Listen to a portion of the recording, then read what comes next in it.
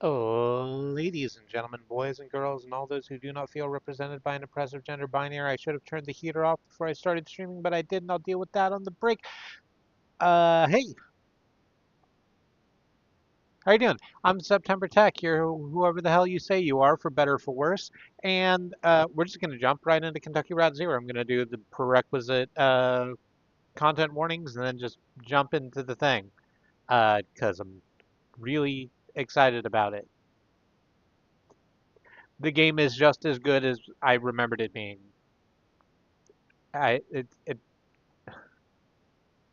if you maybe I should say this. Yeah, sure, why not?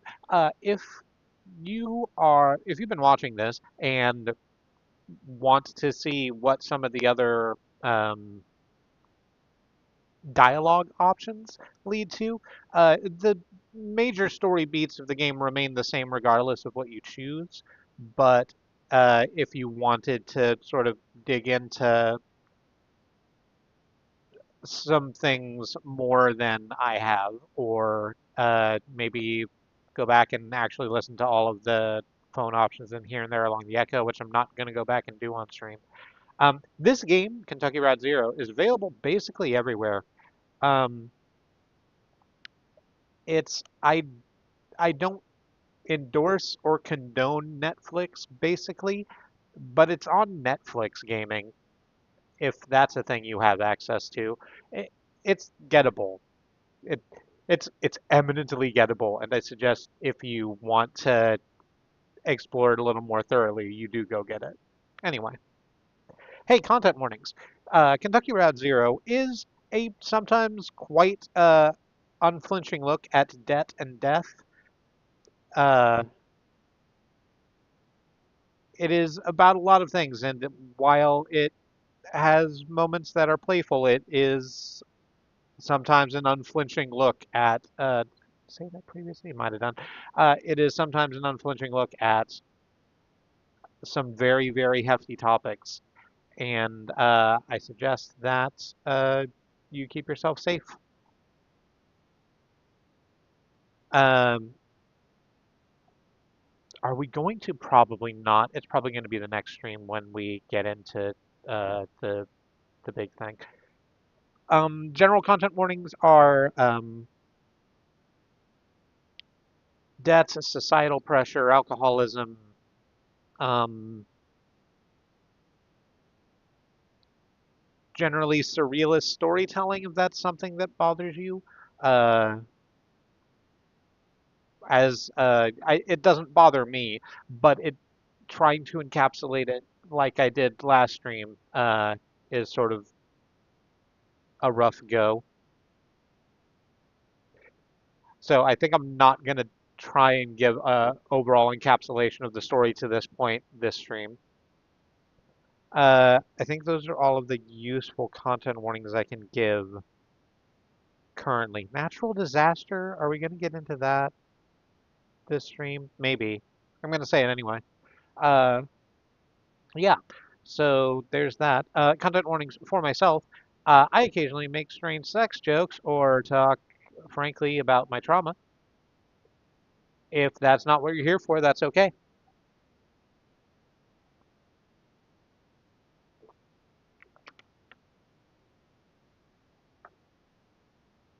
I'll do my best to warn when I'm about to do one of those things. I might not get there.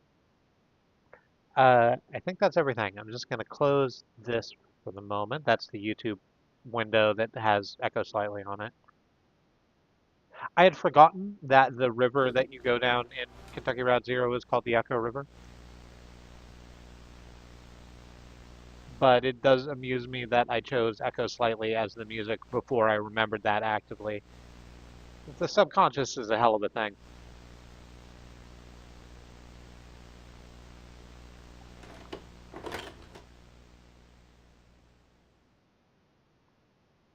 I said I wasn't going to try and give a whole encapsulation, but to sort of get to speed on where we are right now, uh, we are on the Mucky Mammoth, which is a boat, sailing along the Echo River, a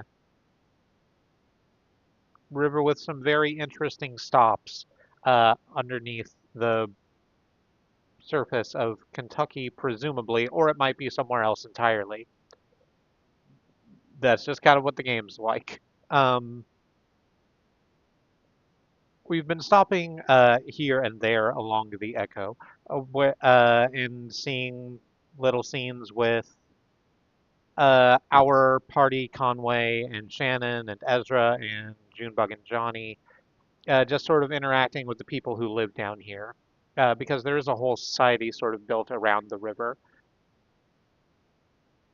Uh, the short version is that Conway and company are still trying to deliver his last delivery as an antiques merchant driver to number 5 Dogwood Drive, which they finally have a path to get to. They are on the trail as opposed to just trying to figure out where it is. And Conway last stream got hired slash was coerced to work for the Hard Times Distillery, uh, which is an incredibly predatory organization that makes whiskey.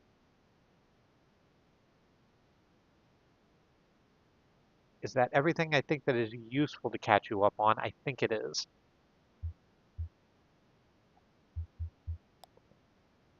Let us continue.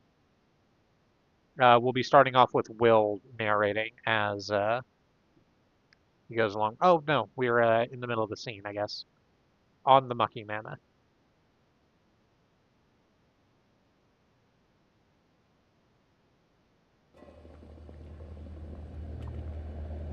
Here is Will in his hoodie and board shorts, stirring a pot on the little kitchenette in the boat, while Ezra, our young friend, in a... Is Ezra wearing a suit? Like an entire suit? I think I never noticed that before. Is watching him. We'll add a few of these really big caps with the slimy gills. I shouldn't say slimy, they're moist. The lady in the video called for portobello, but I prefer never to know mushroom by name. Ezra, we're stopping at a restaurant soon, or so is this a breakfast stew? So is this a breakfast stew? It will be, but not today. The stew's for tomorrow. It has to simmer all day. Some things are just better done slowly. We've added the anonymous mushrooms, so next I got the recipe video on pause next door. I used to follow a recipe I learned from Ida herself. The best cook you're gonna meet on this river. Of course, it had a few secret ingredients. She had the good sense to preserve some mystery around her cooking. Better for business. Ida is so shrewd. She swore me not only to secrecy, but to ignorance. Had to promise to forget the recipe just as soon as I'd cooked it. And let me tell you, it's not so easy to forget something on purpose as you may think, my friend. Not so easy. Oh, right. Ezra still has Johnny's tape deck. Johnny put new batteries in his tape deck and gave it to Ezra and said, hey, go just like record things. So a bunch of, we have a bunch of prompts that are just the record symbol. Let's hear a stew boiling up close.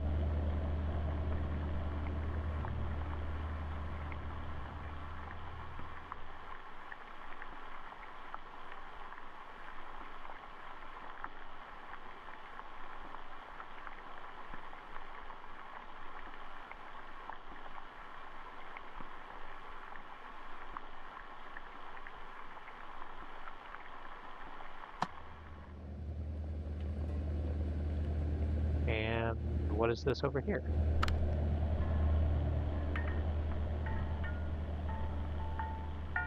Oh, okay. This is the pots and pans on the back wall, gently clanging as the boat rocks back and forth.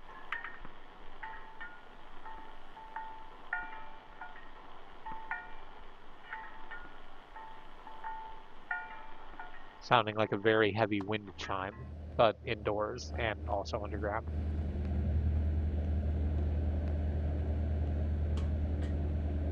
Can we go out over this way? We cannot. We can, oh, hang on. No, no, no. What was that prompt? We can do something with electrics. Ah, we can turn on the light in the restroom. But apparently we don't need to go to the restroom. Let's go look at the recipe video. Although Shannon is in there watching TV, so maybe it's not on anymore. Oh, it is. Video. Crushed tomatoes, salsa, or even a little ketchup. Here's the thing, nobody has to know. Throw in some more of that spice blend we threw together earlier. Stir all that up and crack a beer, baby. You'll be here for a while. What did she say to do? Well, I was trying to make this stew right now. Shannon asked, what was the last step you did? She just said to add something red. Before this, she was talking about the type of mushroom to use. I think Shannon would ask what was the last step he did. He put a couple mushrooms in, and I think he forgot what he was doing for a little while. Huh. Maybe I can help him figure it out. I kind of got sucked into this program.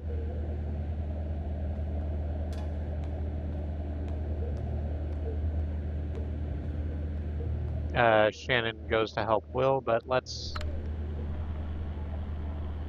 stick our audio recorder next to the TV, because why not?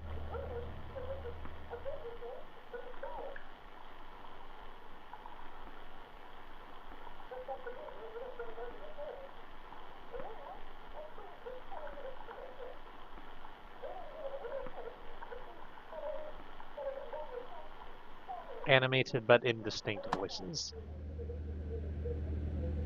And stereo crackle.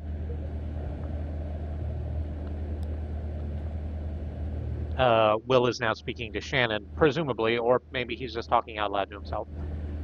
And even that wasn't enough to convince her. So I trained rigorously in the art of forgetting, studying for months under a master amnesiac. Tequila Sunrise.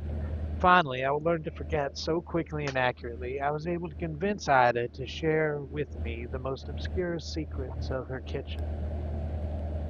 As a demonstration of my trustworthiness, I forgot the names of my own parents, right there in front of her. Every time I want to cook this legendary stew, I'd call Ida up on the telephone and ask her for a quick, temporary reminder. Here on the boat, we haven't got a phone line, so I have to seek out culinary wisdom on videotapes of cooking shows. So, back to the matter at hand. Shannon responds, add some crushed tomatoes. Did you already make the spice blend, or aren't we stopping at a restaurant soon? I like the idea that Shannon, a professional repairer of electronics, is very into process, so let's ask if he already made the spice blend. Will. Oh, it's you. I thought. Oh, never mind. Hello. Well, I don't know that it qualifies as a spice blend, but I spilled the salt in some of Kate's herbal tea here. Kate to Shannon. Hey there, could I ask you? To Will. Wait, why are you cooking? We're stopping at Sam and Ida's in 20 minutes. It's for tomorrow. Oh, well, just don't forget about it this time. I'm not scrubbing up any more boiled over sludge. Sorry, listen, I have a favor to ask. There's a package for the telephone exchange, and I can't get the mammoth back there. Could you deliver it for us? That guy I mentioned from the TV station, Dashiell Morse, works there now. Thought you might like to chat with him anyway. Thanks a lot. I've got the dinghy all ready to go. Maybe take your friend out with you. One of you can man the outboard motor, and the other can aim the flashlight. It's dark out there.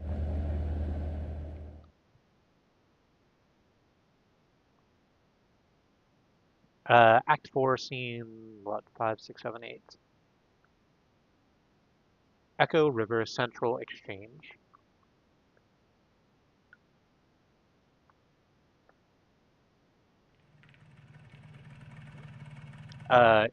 It is quite dark.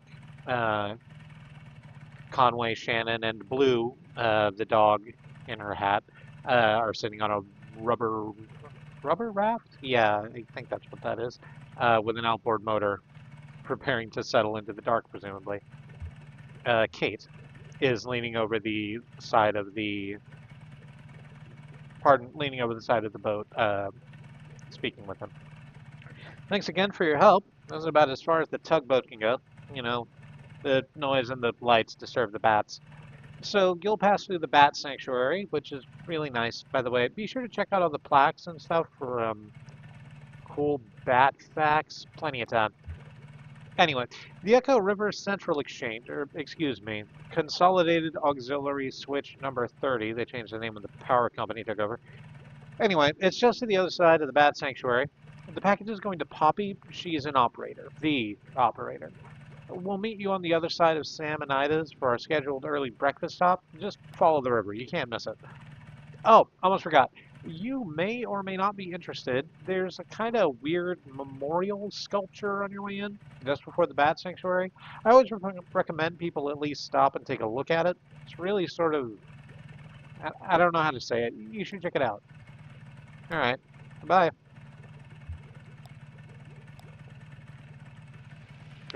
We have a button that can turn the lights on and on.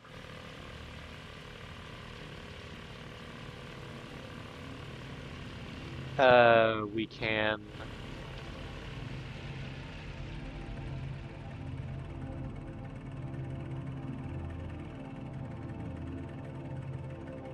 move the boat left and right a bit.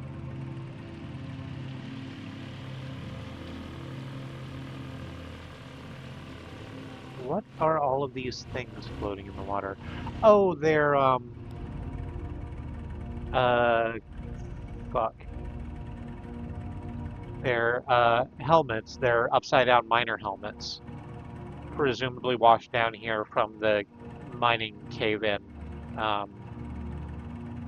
that flooded the mine that we heard about back in Act 1. A sign on a board near them. We claim these helmets in the names of the folks who wore them, and we place them here in their memory, but also as a spit in the greedy green eye of that power company who bought up our old mine and traded our brothers and sisters' safety for a little more yield, but only yielded 28 good men and women dead when the walls collapsed and the tunnels filled with water.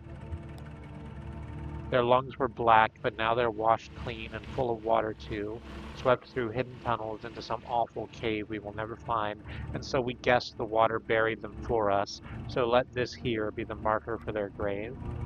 And if any son of a bitch from that power company wants to take back these helmets as company property, just you try it and see what will happen. Conway. Hey, Elkhorn. That's the mine we met in, where your folks have worked. Looks like it's been here a while. I sure as hell wouldn't mess with it. You think whoever wrote it's still that angry? I don't think you ever forget anger like that. Nah, I guess you probably don't. This probably stirs up. I mean, how do you... It's fine. I'm glad this is here. People should remember this happened. It brings back some anger for me, too. The other miners made this, but it should have been the power company. It's their fault.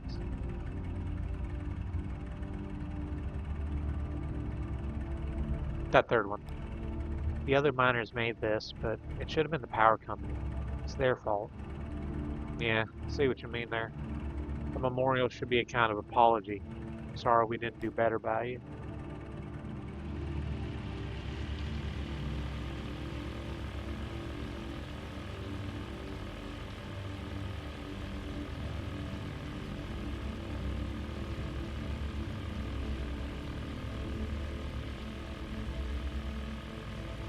Past the wooden structure to find some Hard Times Company men. You can tell because they are glowing skeletons. In a dinghy going the other way. They have waved at us. Conway. What? You're looking at me like I'm crazy. It's just, sometimes I forget I don't even really know you that well. Yeah, well, that makes two of us. You know, those guys from the distillery are just making the best of a bad situation, just like the rest of us. Hey, one of them said to me earlier they could even help me take care of these medical bills for my leg, you know? Get it all together on a plan, consolidated. When did you talk to them about that? That sounds like a really bad idea. Hey, if we can find her, maybe Weaver could get you out of this thing with the distillery. She has some experience with them. I think that. If we can find her, maybe Weaver could get you out of this thing with the distillery. She has some experience with them. Oh, sure, could be. Anyway, have a feeling it'll all work out. Even this delivery, or even for me? Even for me? Hey, why not? Seems we're getting pretty close to finding your cousin, right? And besides that, you're young and smart, plenty of time to bounce back from whatever. Listen, that old truck I've been driving belonged to my boss, Ira, Lysette's husband. To be honest, Ira didn't like me very much, but somehow Lice got it into her head that he would have wanted me to have that truck someday. Maybe to make up for all the yelling he did. Or maybe so his ghost could hold it over me just one more thing to feel like I owed him for. Anyway, they got their own trucks up at the distillery, and now the antique shop is closing up. I got no use for that old truck. And I was thinking you could take it. I barely know you, that's very generous, but I don't need a truck. I can keep an eye on it for you until you get straightened out. Let's try to remain positive. I can keep an eye on it for you until you get it straightened out. Sure. Okay. Sounds good.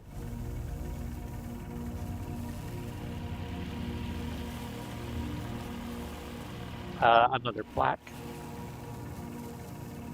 Visitors to the Echo River Nomadic Silverbat Artificial Hibernaculum and Sanctuary are asked to take extra precautions in order to prevent the introduction of foreign fungal contaminants and the spread of white nose syndrome. Please do not visit the sanctuary during the same day in which you visit any cave known or suspected to host bats infected with white nose syndrome. Please do not leave your vehicle. If you must leave your vehicle, please remove shoes, clothes, jewelry, headwear, and eyeglasses to ensure you do not bring any foreign spores ashore with you. Please do not touch any bats or structures. The nomadic silver bat is confused by light. If you're using a lantern or other artificial light source, be aware that it may attract and confuse bats. If you are approached by bats, do not panic. Relax, stop your vehicle, and switch off your light. Never touch a bat. Okay.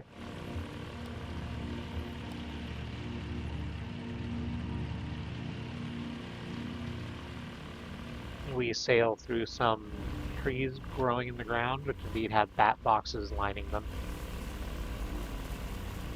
And bat feeders.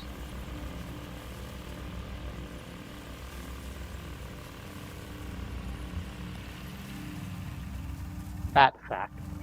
Ever talk with your mouth full? Bats do it all the time. Bats talk in extremely high-frequency clicks, too high for humans to hear. Then they use their powerful ears to scan for the echoes of these ultrasonic clicks. By comparing very subtle differences in the time these echoes take to come back, differences of just millionths of a second, bats are able to picture their environment with enough accuracy to catch a flying insect.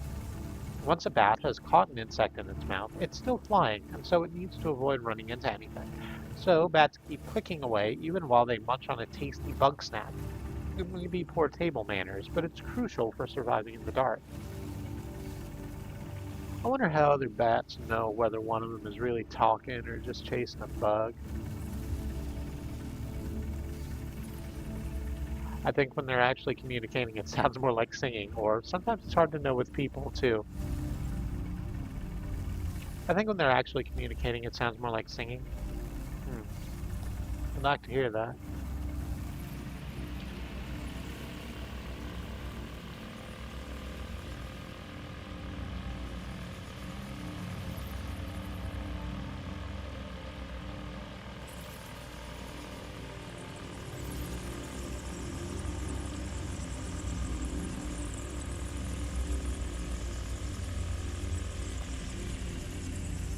Bat facts. The nomadic silver bat's natural diet mostly consists of moths and other small insects that breed along the river. Here, at the Artificial Hibernaculum and Sanctuary, we use a combination of chemical snares and ultrasonic wards to repel all potentially contaminant-bearing insects and replace them with our own locally bred and spawned hypoallergenic antiseptic pseudomoths, which we call the little gray nothing moth. You may be thinking that the other moths and insects the nomadic silverbat would have been eating are very much relieved that their natural predator has found another source. Not so.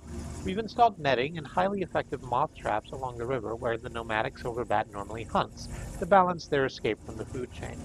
But eating moths isn't the only systemic contribution these bats make. They also produce a potent fertilizer in the form of guano that helps ant life thrive along the Echo River on the shores of Lake Leff. In order to minimize the sanctuary's impact on subterranean agriculture, we collect that precious guano here at the Hibernaculum and manually distribute throughout the caves. It's a full-time job. Sounds like a lot of work.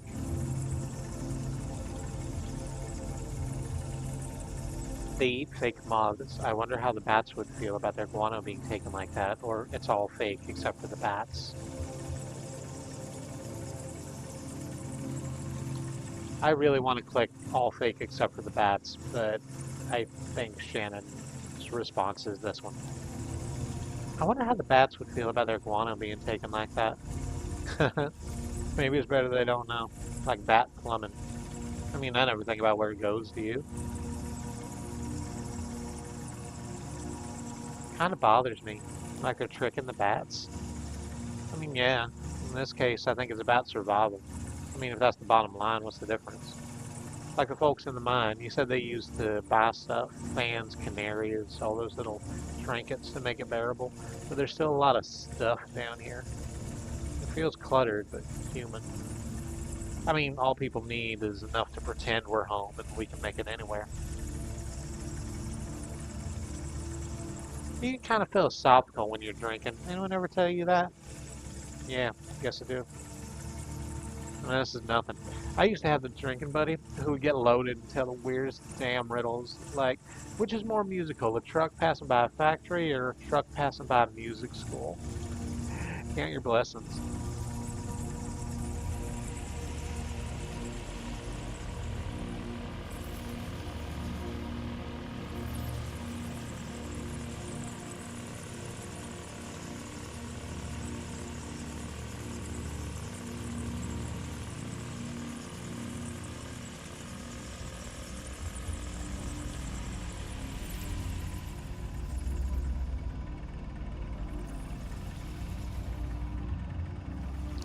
There were a lot of bats on screen, so I turned the lights off and let the engine die, like the sign said.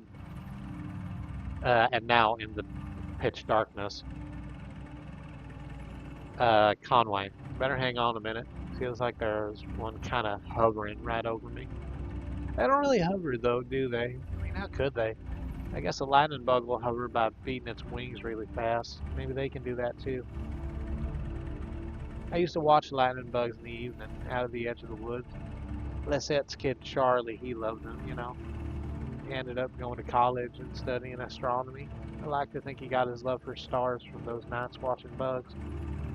Anyway, me and Charlie, sometimes we try to see one of them up close. You lay in the grass and you have to be totally still for a while, like one of those wax sculptures. Don't even breathe, like this. Oh, I guess you can't see me. I was doing the watching lightning bugs in the grass face. I think I can imagine it. Yeah, you've seen it already. When I fell in the mine, kind of stunned, in shock. Hey, who were you talking to earlier? When we met in the mine, you were on the phone with someone. I forgot about that.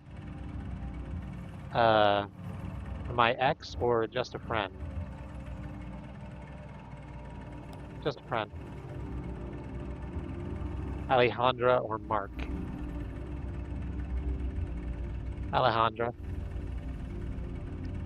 We met in school and we're still pretty close. She has kids now, so we don't talk as much.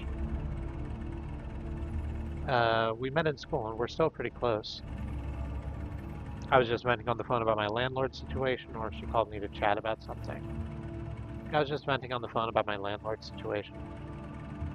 She didn't really have time for it, busy doing other things. She was very patient, but I could tell she had no idea what I was talking about.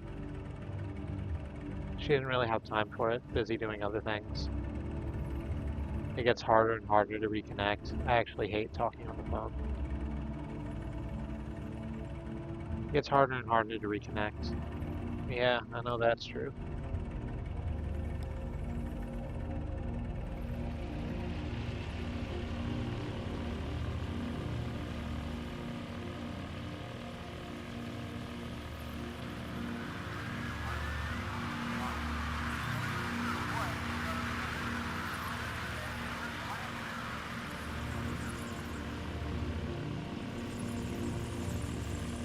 Here's another pillar with a bat fact. White nose syndrome is still largely a mystery. We suspect that the white fungal growth which appears on bats' faces and wings irritates and confuses them, causing them to awaken early from hibernation and venture outside, depleting stored energy they need to survive through winter. Pardon me, I'm drinking my tea real quick.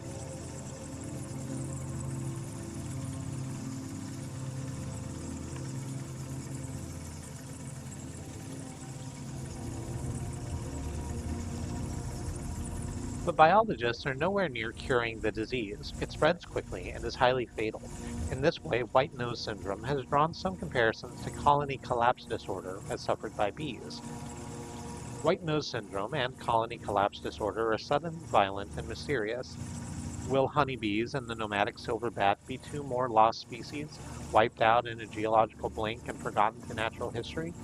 It's possible that a cure won't be identified in time, so the sanctity of this artificial hibernaculum is our best hope of preserving them. As you leave the Echo River Nomadic Silverbat Hibernaculum and Sanctuary, please make sure your vehicle and clothing are free of hitchhikers.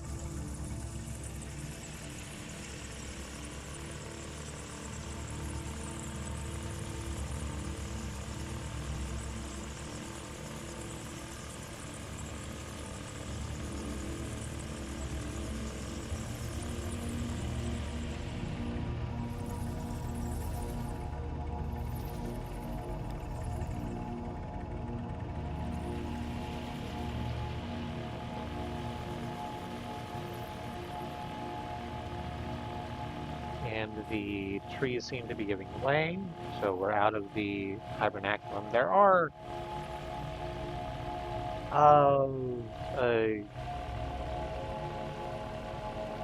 the shit word is it? Electric poles, I guess, on either side of the riverway now.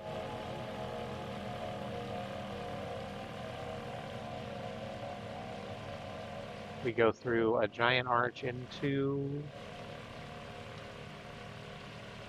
some kind of building. Oh, this is the power company exchange.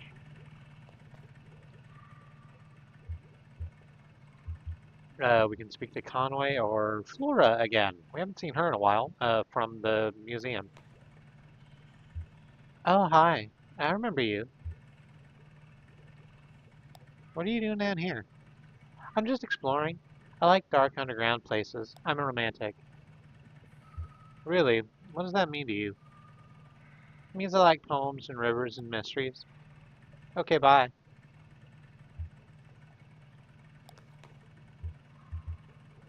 Careful up there. You can't drive a new truck if you slip and break your legs.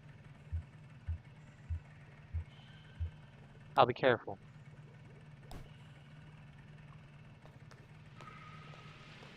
There is a large wooden desk with a person with a beard sitting behind it looking through massive goggles. They're apparently called Dashiell. It could be bypassed with another capacitor at 100 nanofarads to reduce noise.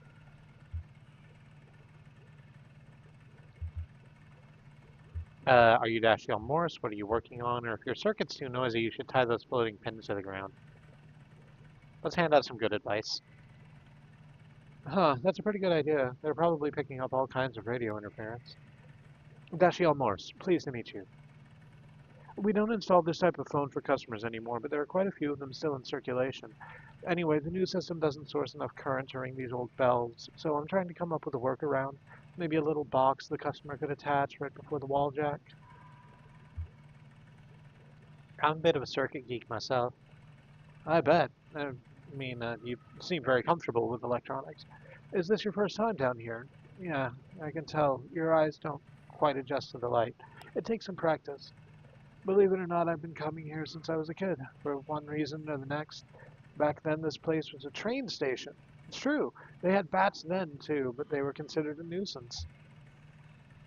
What'd you come here for as a kid? I usually came here with my grandmother.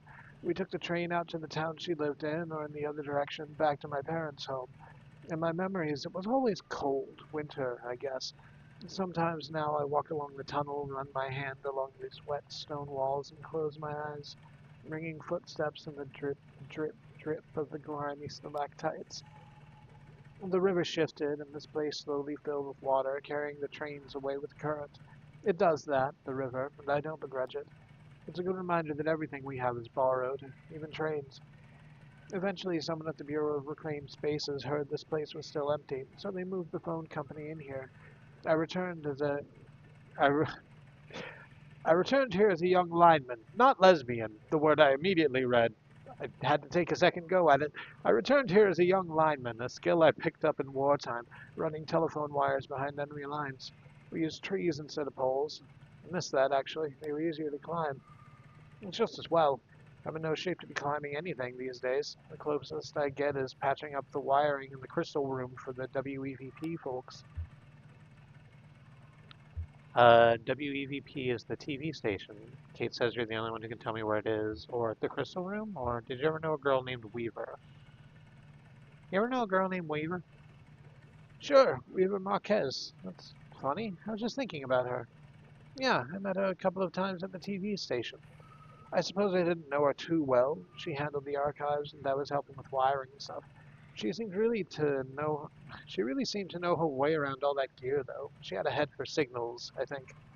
No idea where she ended up. I would guess she's probably not too popular around the station anymore, but I always liked her. Listen, miss, if you're interested in WEVP, you should go talk to them directly. They're always looking for volunteers.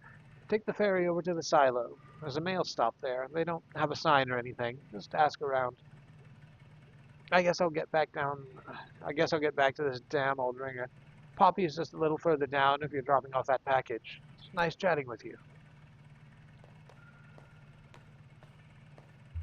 There's a plaque on the wall.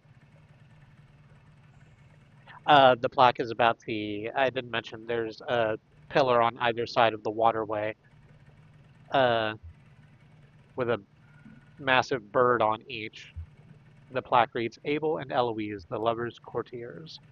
Bred for racing, Abel and Eloise spent most of their lives as carrier pigeons in the employ of the Echo River Avian Post. They retired here after Abel was disfigured in an accident with a light aircraft, but old habits were hard to die. Abel and Eloise would pick up scraps of paper from the ground, the trash, even pull them out of pockets, and deliver them to other people nearby, to delight or embarrassment.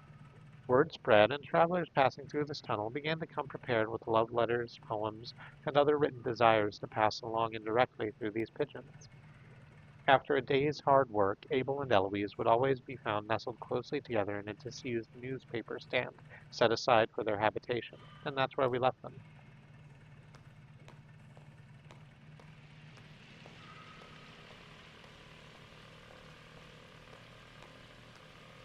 And here is Poppy. Wearing what looks to me like a vault suit and a um, jacket, but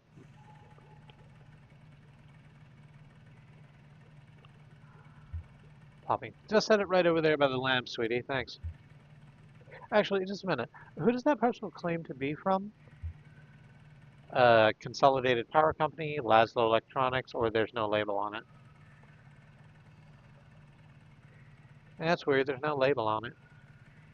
Well, if we're lucky, it's chocolates from a secret admirer and not a snake from an assassin. Hi, Goat. Good to see you. We're delivering a package as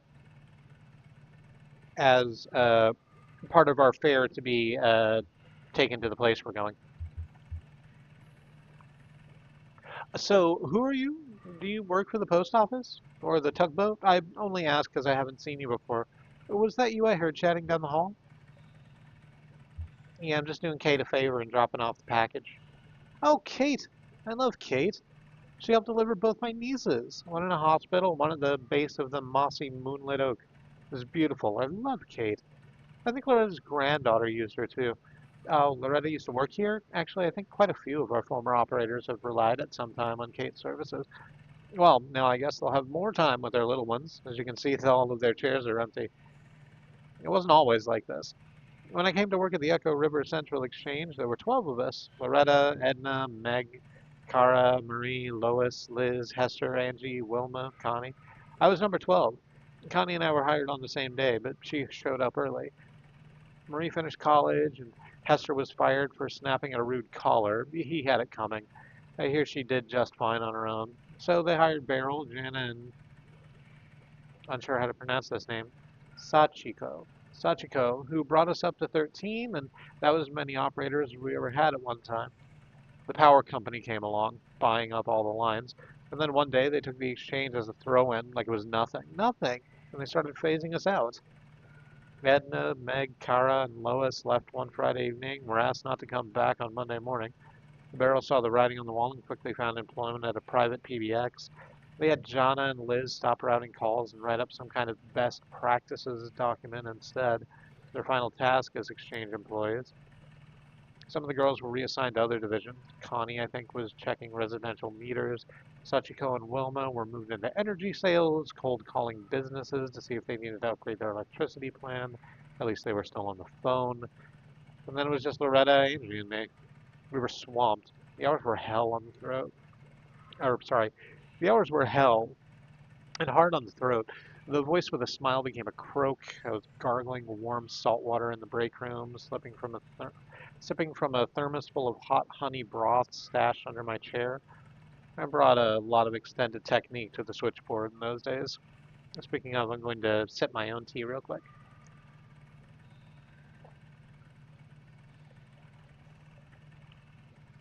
I love getting deliveries. Me too, honestly. It's been a while since I've uh, had anything delivered. Well, that's not true. I got food delivery just today, but not like a package.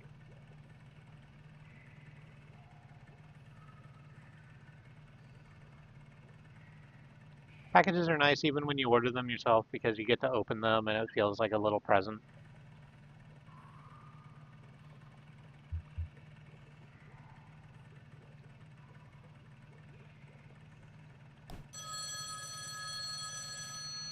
And the phone rings.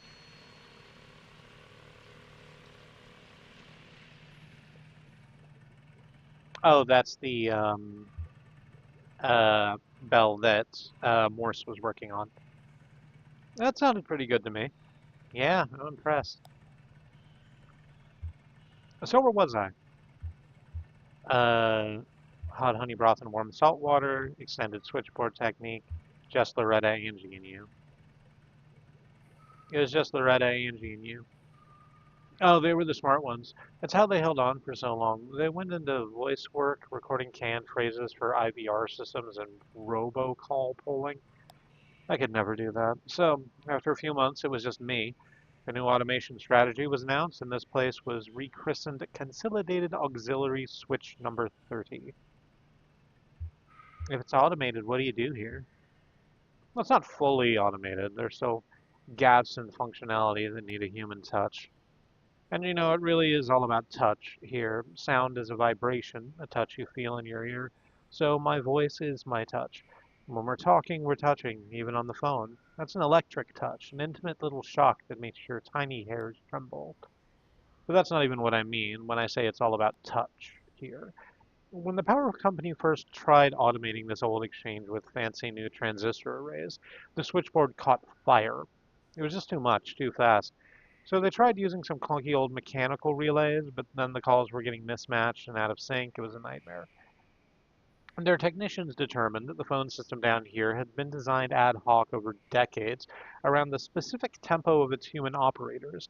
So, short of replacing the whole thing, not to mention all the wiring, they'd have to go to work, they'd have to work out the exact timing of every little human gesture that goes into routing a phone call.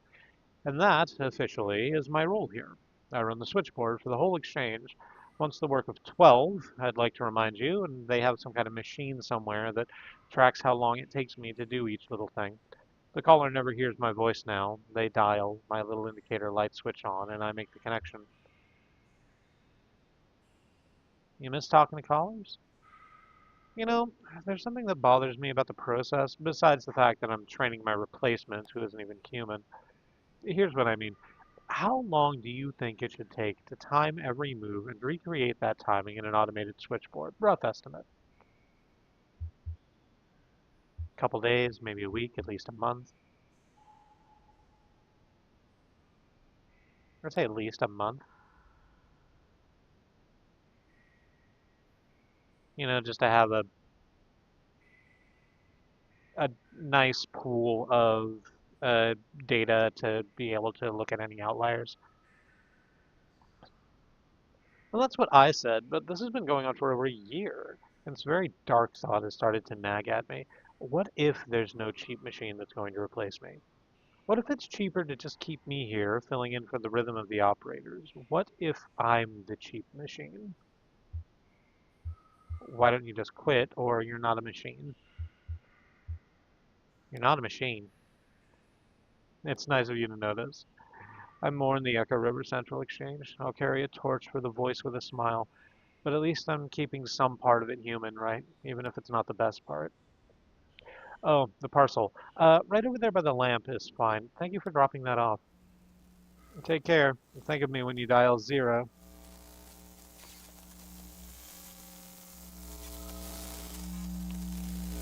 Uh,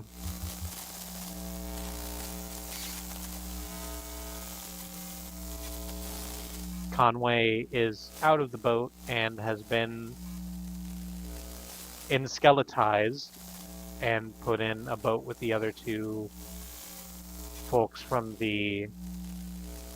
um, the distillery, and they just sort of sail off into the darkness.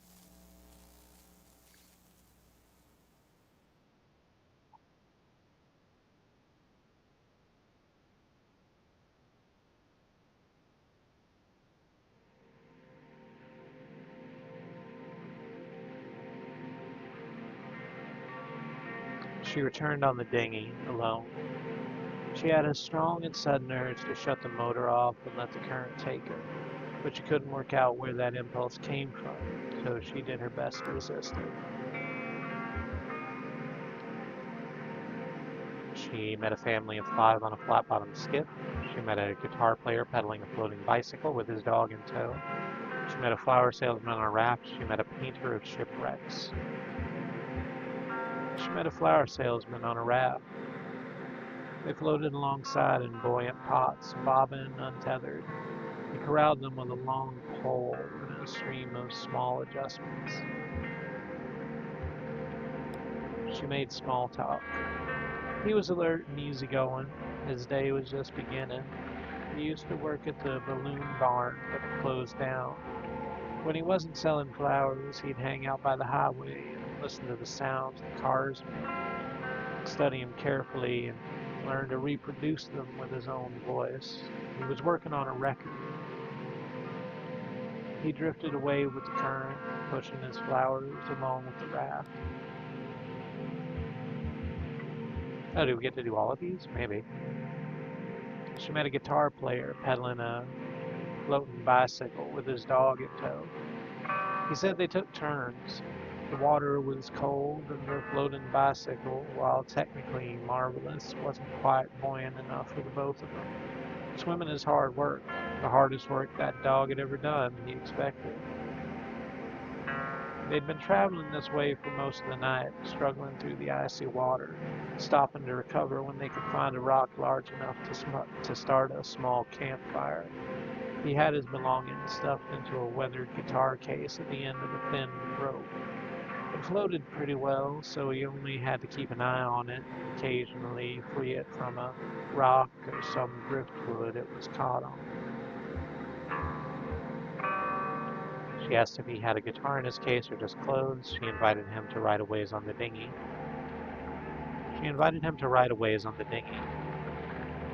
He appreciated the offer, but they weren't in a hurry.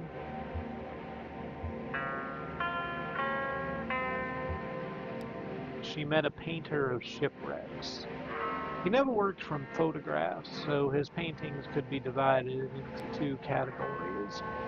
There were the ones he painted from life, and the Echo River was a very good source for these, because its currents were so unpredictable and the tunnels so dark.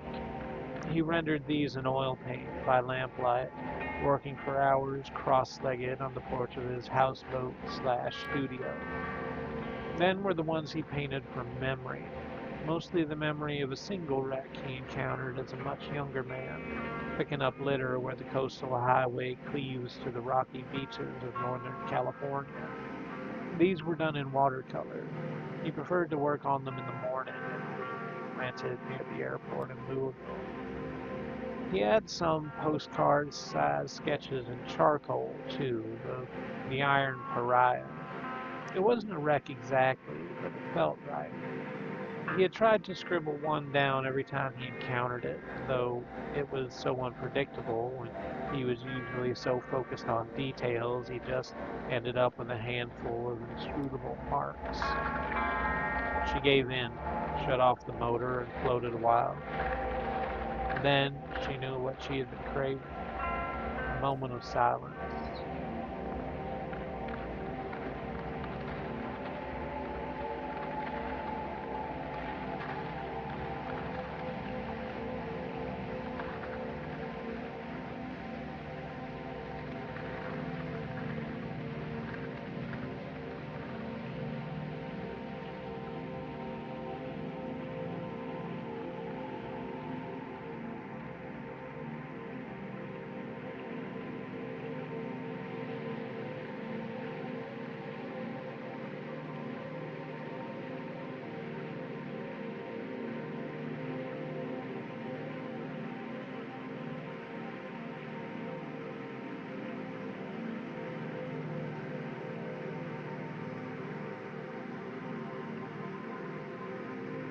And the small boat arrives at a building with a sort of pagoda-like roof. Act 4, Scene 9. Sam and Ida's.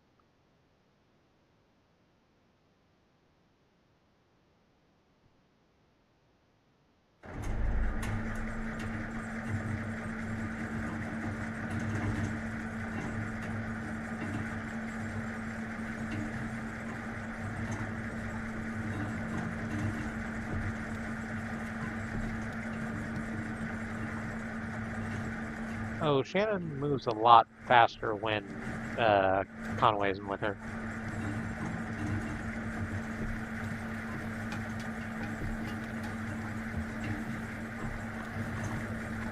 So you've said pagoda, and I don't hate it.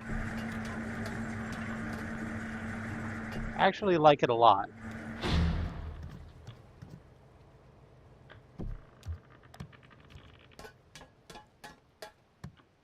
We climb back up here to where Kate, the boat captain, Will, the engineer, and I think that's Johnny, are sitting at a table. Just in time. We've already finished eating, but we're about to place a go-to order for Clara. She's back on board, getting ready for her show. Take a look at the menu. I'm sure there's something you'll like. Ida is a bit of a local celebrity for cooking, I mean.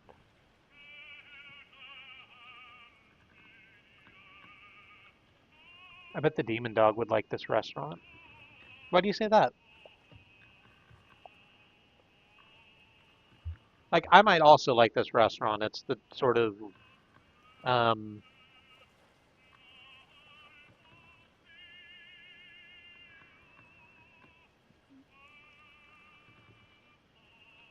open air diner kind of thing that I have a lot of fond memories of.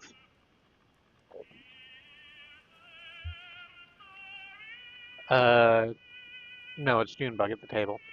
Hey, Ezra was just asking about you. He's around the corner playing a video game. Maybe go let him know you two are back, or where's the old man? Anyway, Shannon walks off without answering that question.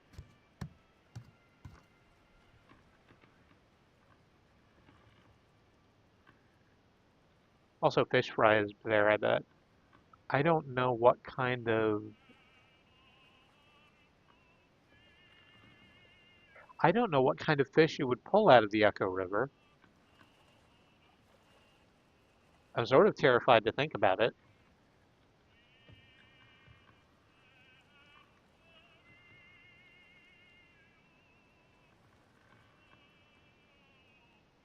Johnny and Ezra are back here playing a crane game. Oh, bad luck. Yeah, you'll get it this time. Hey, you got a quarter? He's almost got this. It's true. Sure, I have 1 quarter. Thank you. So, where's, they took him. Damn. Yeah, he really got himself in a situation there. Yeah. I'm gonna go sit down. Cool. The food's good here. I think everyone else is finishing up, but you could probably get something to go. All right, Claw Maestro, let's give it another shot. So let's see what's on the top of the pile here. There's a stuffed octopus, a plastic bag full of clamshells, a cowboy hat, and some big headphones. That octopus has a leg wrapped around the boombox underneath it. The shells are pretty clear, but I don't know if the claw can really grip the bag well. The cowboy hat's in the corner, so it's kind of tricky to tell if it's wedged in or not.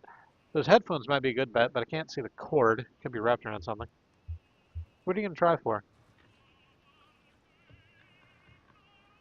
I can get the octopus. Let's go for the clamshells. I want the cowboy hat. I'll try to get the headphones.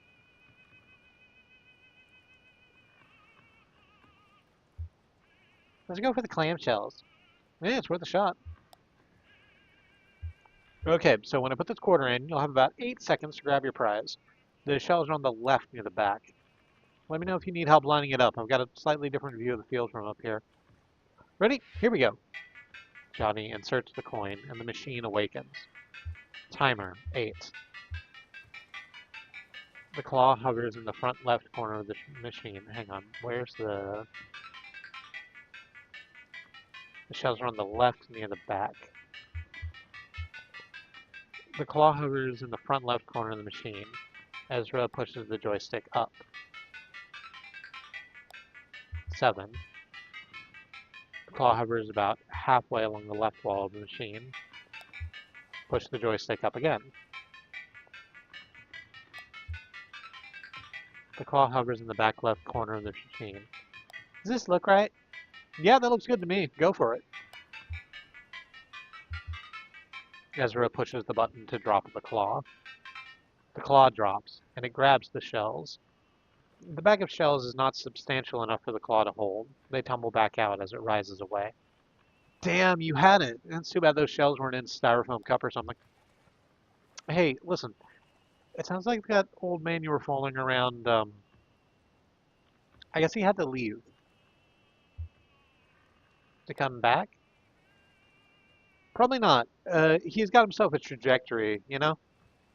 Anyway, I don't know what kind of plans you have now, but if you need help figuring out your next move, you can always talk to me and Miss Junebug. I just wanted to make sure you know that. Could I keep going with you? I'll meet up with Julian when we get back above ground and go back to the museum. I don't know what I'm gonna do. I don't know what I'm gonna do. Hey, hey, me neither. You're in good company. Maybe we still have time to poke around this place a little. There's some pretty wild stuff in here.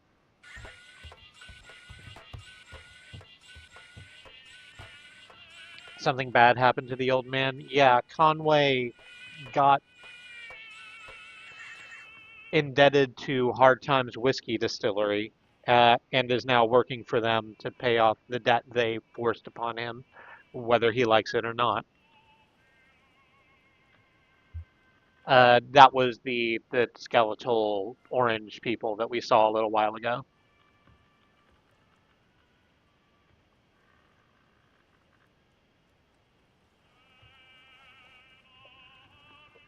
Hey, did you see this? They keep a table full of fake food over here. I've never known why. Actually, I think it might be real food coated with shellac or something, preserved. Oh, and look, this tentacle-looking thing is half eaten. This is someone's meal that they didn't finish? I dare you to take a bite. Haha, you first. Okay. Whoa, hold on, I'm just kidding. If Sam and Ida preserved this half-eaten meal, it must have been pretty important to them, right? It must have belonged to someone they care about. Like a beloved uncle had a mid-meal stroke, so they kept it in his memory. Yeah, like these sunflower seeds my folks left behind. Oh, I'm sure your folks are fine, though. Are you worried about them? Yes, it's weird that they just disappeared. No, they're gone. There's nothing to worry about. I just missed them.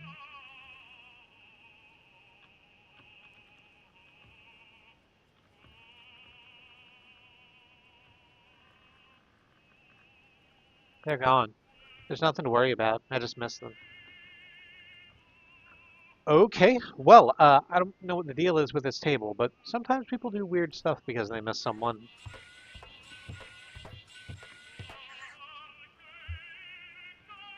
Kate. Weird. Somehow I thought it was his truck and delivery and all. It was, that's what she's saying, but he gave it to her before they took him away. But you're gonna deliver it anyway? Why? He's my friend. He needs my help to finish his job. It's on my way. Or somebody's waiting for those antiques.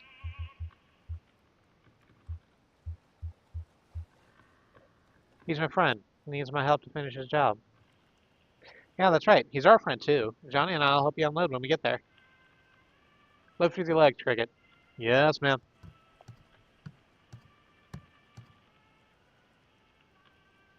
Ida steps out of the restaurant and speaks to the table. I don't think I have a voice ready. So how was everything? How was the sweet cave snail?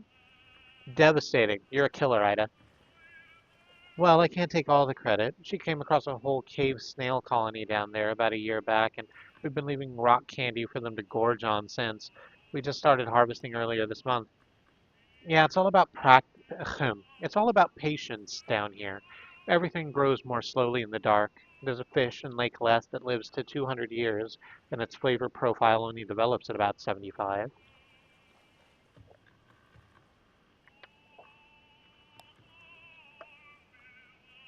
I've got a pot of bones in there that's been stewing for at least a week.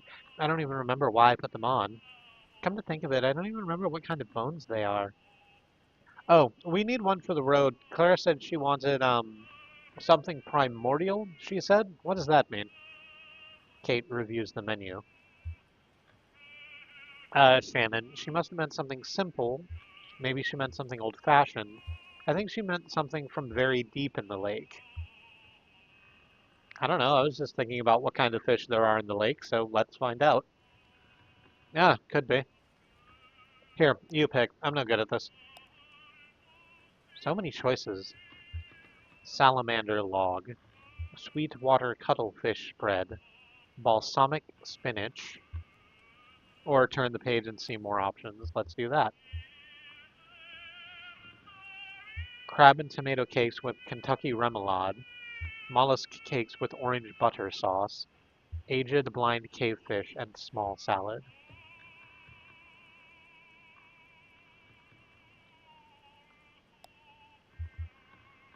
What about blind salamander black bean soup, mussel hot pot, poached barnacle? I'm just gonna keep saying all of these things. Oh, I apparently got an achievement for seeing 12 things. Lamb and cavefish gumbo, cedar plank blind prawn with Parmesan red pepper crust and butter sauce, grilled squid wrap, basic steamed crabs, mollusk and spinach fritters with lemon sauce, Ida's smoked crayfish spread with Kentucky toast,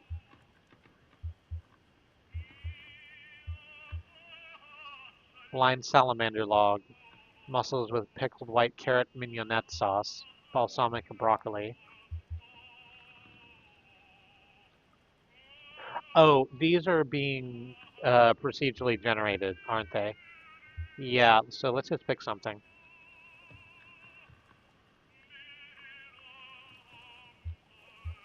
Deep water salamander with small salad and blind prawn.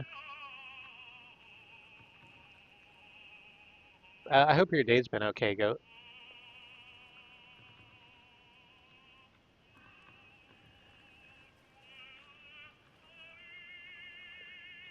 Uh, I'm again sorry I'm not slightly more chatty the way I usually am when I'm streaming, but the game is primarily a text adventure with visuals.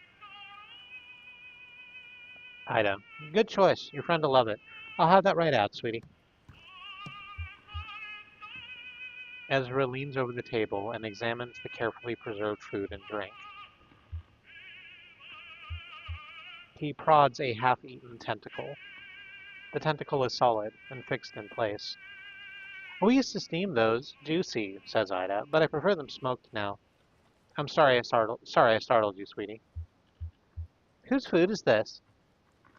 This is the diver's table, and this was the diver's meal. It was cool. I hung out with a boy, and then another boy, and then I ate a ton of pizza rolls. That sounds like a very good day.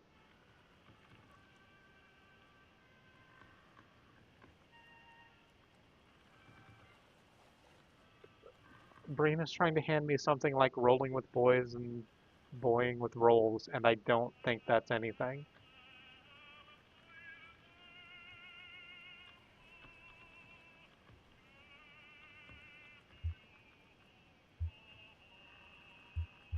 This food is about 15 years old. It's true. Things were different then. Nobody came to eat here. We were fighting just to keep the lights on. Sam, my husband, Sam, was depressed. He couldn't catch anything. That was part of the problem. Most of what we served was shipped in frozen or dried. I just threw it in the fryer. We've both come a long way since then. The two young men came in for dinner, seasoned divers, they said, over 10,000 hours between them and Lake Leslie alone. They'd been out all day, salvaging parts from a riverboat wreck, and had worked up a fierce hunger, they said. They ordered the whole menu, without even looking. It was a short menu in those days. I sat them right here and went back to the kitchen. Sam was at the next table, doing a Sudoku and drinking malt liquor, his usual routine at the time. An hour later, I was cleaning up when Sam came bursting into the kitchen. Ida, he said, kind of frantic, these divers are still hungry. Bring them another course. And I said, they already ordered the whole menu. And Sam said, make something new. Keep making up dishes. Whatever. Just keep bringing out food. And so I did until the small hours of the morning. I made up so many new dishes that night. I could write a book. And it was good. Inspired. But I was working so hot and fast at the burning edge of inspiration, I didn't think to write any of it down. And I was so wrecked with exhaustion the next day, I knew I couldn't remember what all I'd done in the kitchen. Sam thought we could take a photograph of the leftovers, but we couldn't get the lighting right, so we just shellacked the whole table. Now, when I need inspiration for the menu, I come and look here and think of all those ingenious dishes I threw together for the divers. Of course, they didn't pay their full bill. I heard one of them complaining to the other, let's just pay half and let them charge the other half to whatever demon in the kitchen kept making up food faster than we could ask for it. But it all worked out. Tingler now. The success and our expanded menu inspired Sam too. He started bringing back the most magnificent ingredients from his nightly dives. I'd better get to work. Stay right here, sweetie. I'll bring the food out.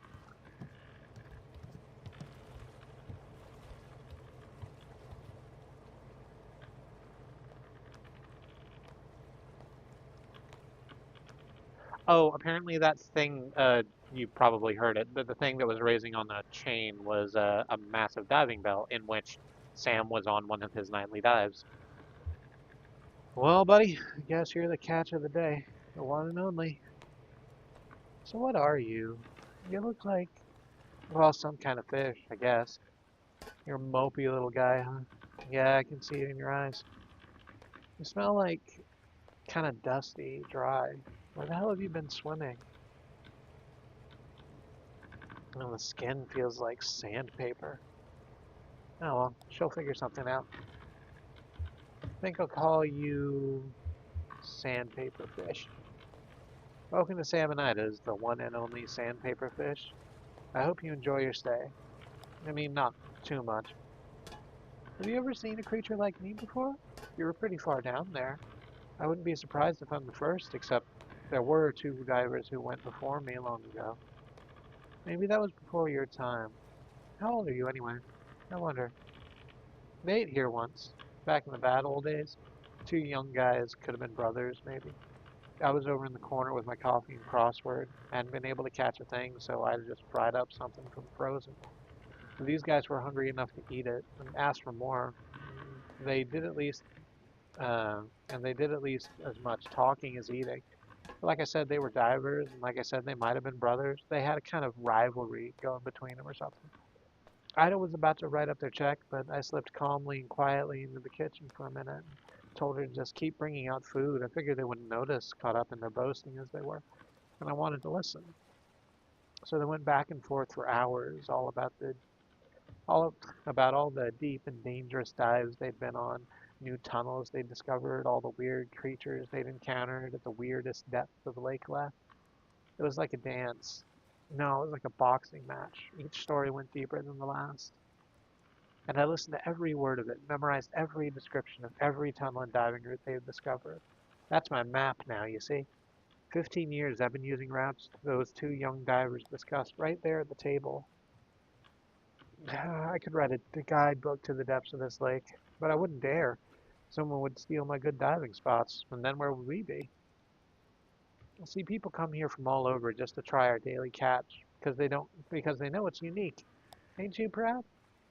Since I can't write any of it down, I just preserved that table where they had their meal so I can look at it to jog my memory. Like, they were eating pickled crab when they talked about that shipwreck full of salamanders. Pretty clever, huh? It's my own secret code. And I'll be straight with you, sandpaper fish. There is one feature of this arrangement that I find unsettling. The fact I lose a decent amount of sleep over it. I told you those boys were competing, right? One-upping each other, I mean, each getting wilder and more adventurous. They traded tales. Well, I navigate mostly in the dark down there, just going by touch and a kind of mental picture I can construct from their detailed boasts. And every time I explore a new diving spot from those recollections, I have to weigh it all against the risk I'm headed right into a dangerous falsehood. One of those men could have felt for a moment like he was losing some ground in their little duel, so he could have slipped a fake one in there. Maybe told a fib about some dive he went on and found a colony of blind shrimp living in a discarded refrigerator.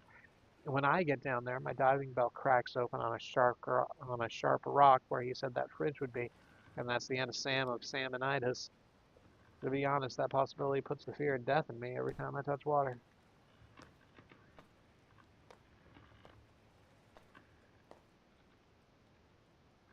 Hey, Sam. Good haul tonight? We'll see what you can make of it. Yeah, pretty good, I think. I had some trouble down by the narrow tunnel. Some kind of fast-growing freshwater barnacles just about sealed it up. I picked away for half an hour before I gave up and went around the other way. But I got the catch of the day. That's the important part. That's what people travel for. What's the catch today? This here's a sandpaper fish. Mopey, sandpapery old fish. I don't know how she'll fix them, but that sandpapery quality ought to do something for, what do they call it? Mouth feel? Will you stay for a drink? I got a dark rum that goes well with coffee. That's a bit early for me. I think we're about to leave, but thanks. Just passing through. Hey, aren't we all? Oh, she's got your food ready. You all enjoy your meal, alright?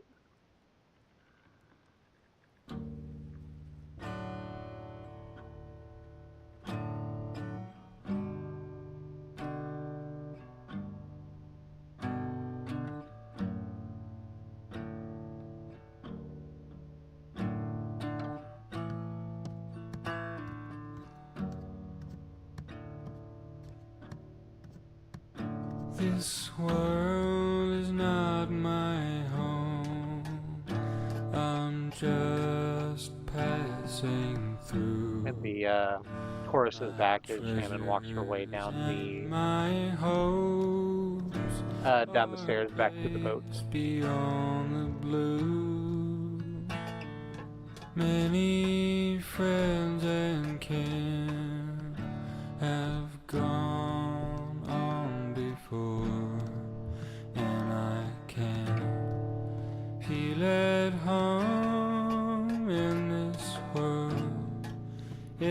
anymore. Oh Lord, you know I have no friend like you. If heaven's not my home, oh Lord, what will I do? Angels beckon me I'm just gonna to let the song finish. heaven's open door, and I can feel at home in this world anymore. I have a loving mother up in glory land, and I don't expect to stop until I shake her hand. She's waiting out for me in heaven's open door, and I can feel at home in this world anymore. She returns to the tugboat.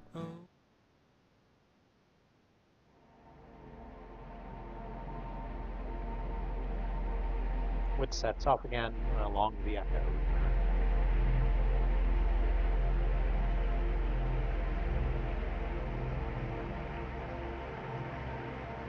See that?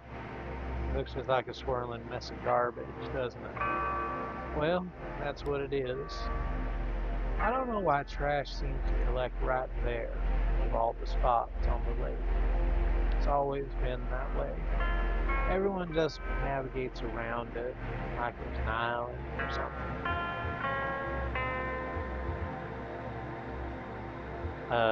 Wood scraps from the old canoe rental shop, desks and chairs swirling around the edge. I think I see some desks and chairs swirling around the edge there. Those all-in-one desks like they have in schools, if I remember right. It's been a few years since I saw the inside of one. Those must have washed down from somewhere. Never known there to be a school on the lake.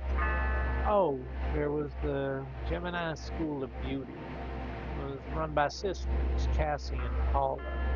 Indistinguishable except for their haircuts, but I wouldn't think they'd use desks like that. We used to stop there most every night to let someone offer a cheap haircut. Student stylists, you know, they spared many a sailor the pain of a botched do-it-yourself do. But I guess they got in deep to the power company. Those blow dryers and curling irons burn a lot of coal. It's a shame they had to close down. The haircuts are gone. The hair keeps growing. Yeah, this cluttered place makes a decent local museum. It's as good a history as I could ever tell. We had arrived at a small houseboat neighborhood that sometimes hosted concerts for the pleasure of its residents, where Clara was scheduled that night to perform.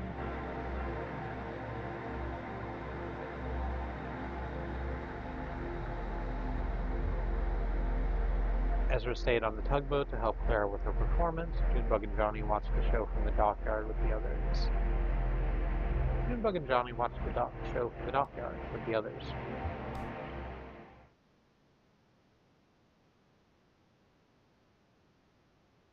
Act 4, Scene 10. A neighborhood. It is a beautiful day for a neighborhood. And a beautiful day for a neighbor.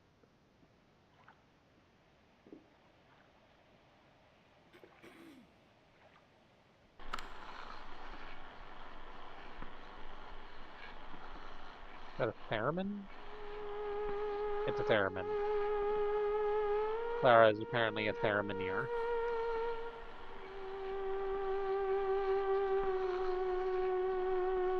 A theramina?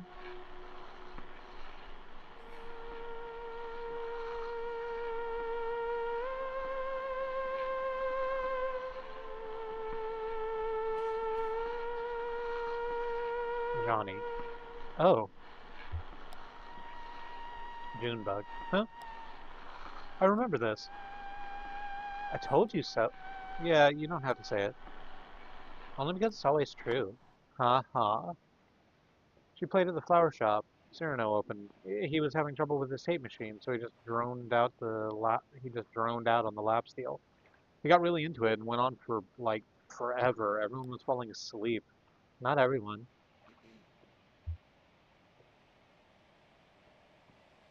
I remember the air was warm, perfumed.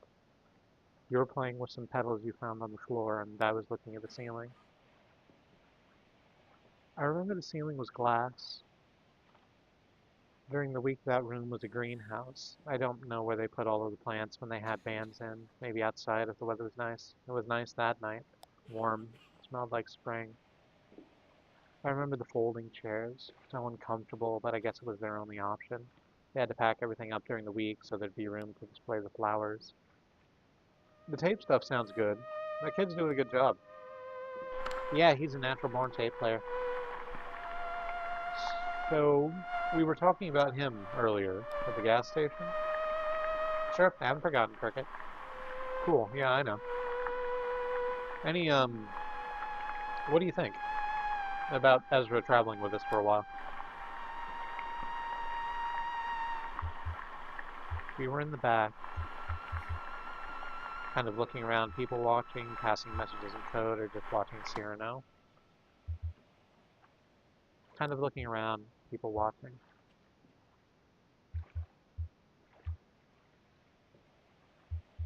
Remember a cat sleeping on a chair.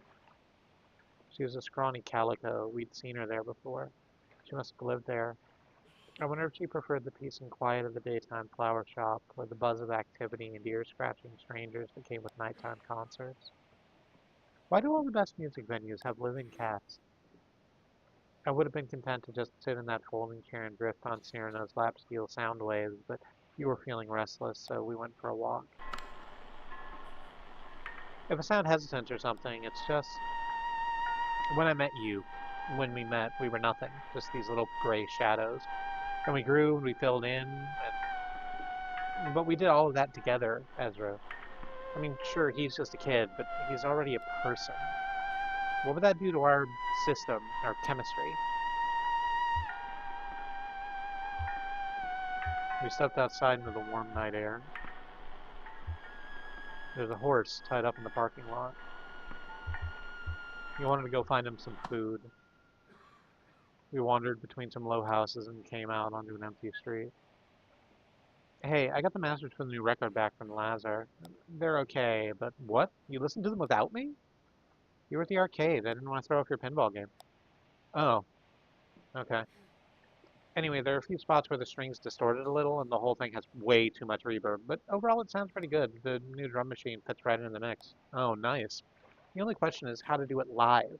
I can't control the drum machine and sing and dance at the same time, and you've got your hands full of guitar. We stepped into a 24-hour convenience store. If I remember, the radio was playing some old Patsy Cline, right? Or was it Connie Smith? We bought a small bag of carrots for the horse. The horse ate the carrots slowly and glumly. They're beautiful animals, horses, everyone seems to agree. I think it's because they always look so sad. We got back to the greenhouse just as Clara was tuning up.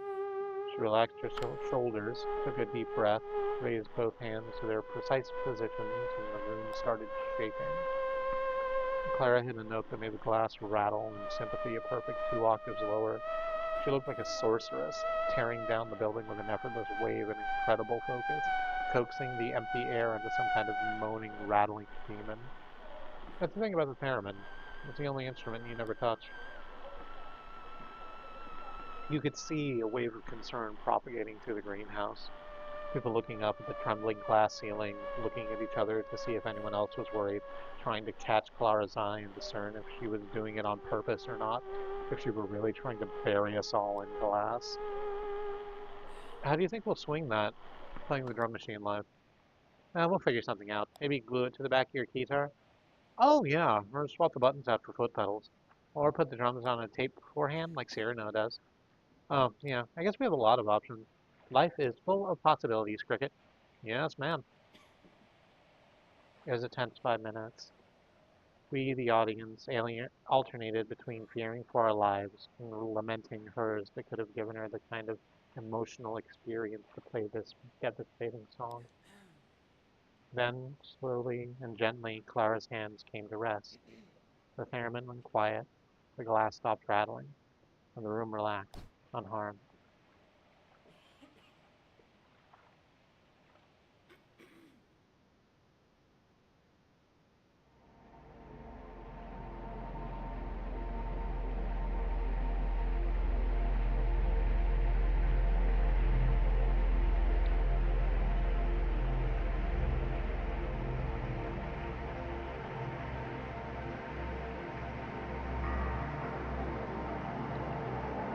And we resume on our boat journey. That was it. It's 9:30.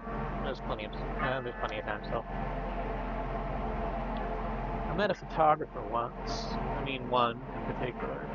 She even took my portrait. Can't imagine why. She said it would immortalize. It was a metaphor, of course. She meant I'd never be forgotten. As she was disembarking, not far from here actually, the film fell out of her bag and was borne away by the current.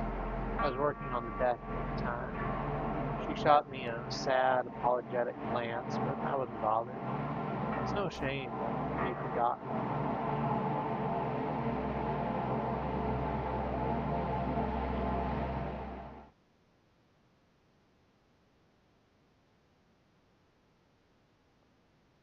Act 4, Scene 12.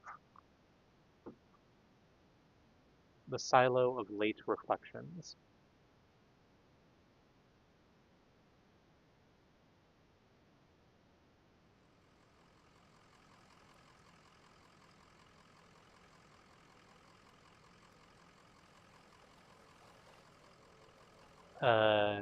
Our crew is in the headlights of the old truck. We are looking at it from above at the bottom of what is clearly a massive staircase.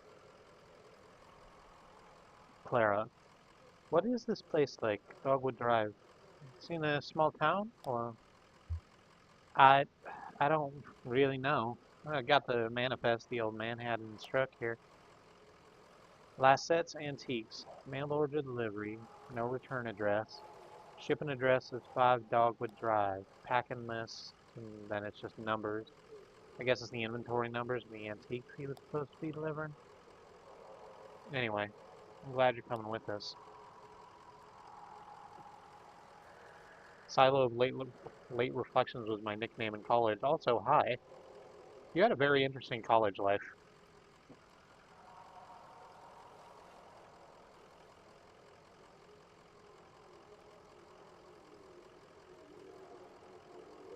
I both envy it and am glad it was not me at the same time.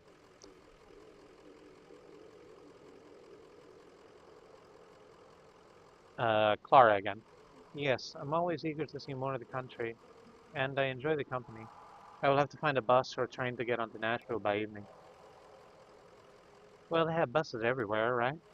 Or, hey, I could drive you down to Nashville. Seems to have a truck now. Only, how are we gonna get it up these stairs? That's quite a staircase. Um, is there another route, a tunnel or something? Is there something we could do with a rope? There's no way to get this truck up these stairs, is there? Is there another route, a tunnel or something? No way up but up. I guess we could wait down here for the mammoth to come back around and take us a little further down, but that won't be until late afternoon. Looks like we're making the rest of this trip on foot. Is it safe to just leave the truck here? Sure, I don't think anyone but us could get it started again. All right, Cricket, let's get this delivery packed and tied into bundles, and we're hiking it upstairs. What's in there? Antiques, I guess. Antiques. Yeah, antiques are, it's like junk, but people will pay for it. Oh, Shannon to Clara. Sorry, I guess you'll be taking the bus after all. It's okay. It will be an adventure. Shannon sighs and stretches. Tired? Don't worry, lady, we're almost there.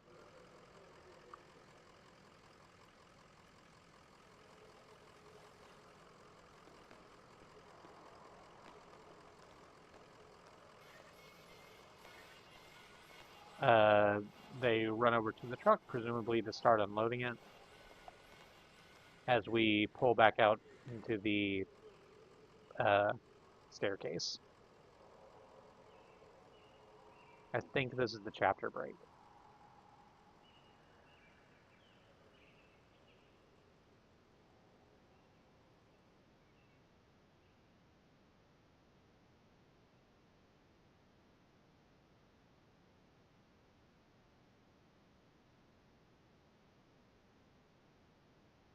End of Act 4. So I guess let's do the intermission and then I'll go on my break. Un pueblo de nada.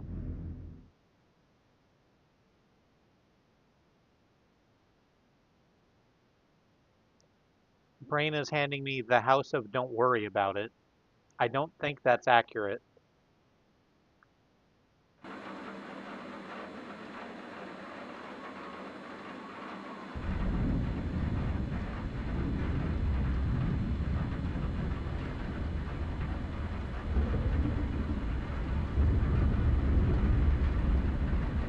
Hope you're also doing well, Andy.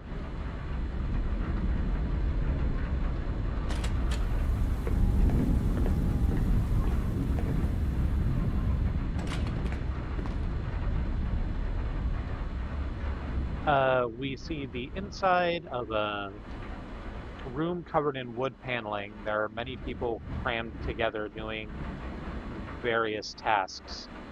Maya, who has walked in from out of the rain that we can see through the windows.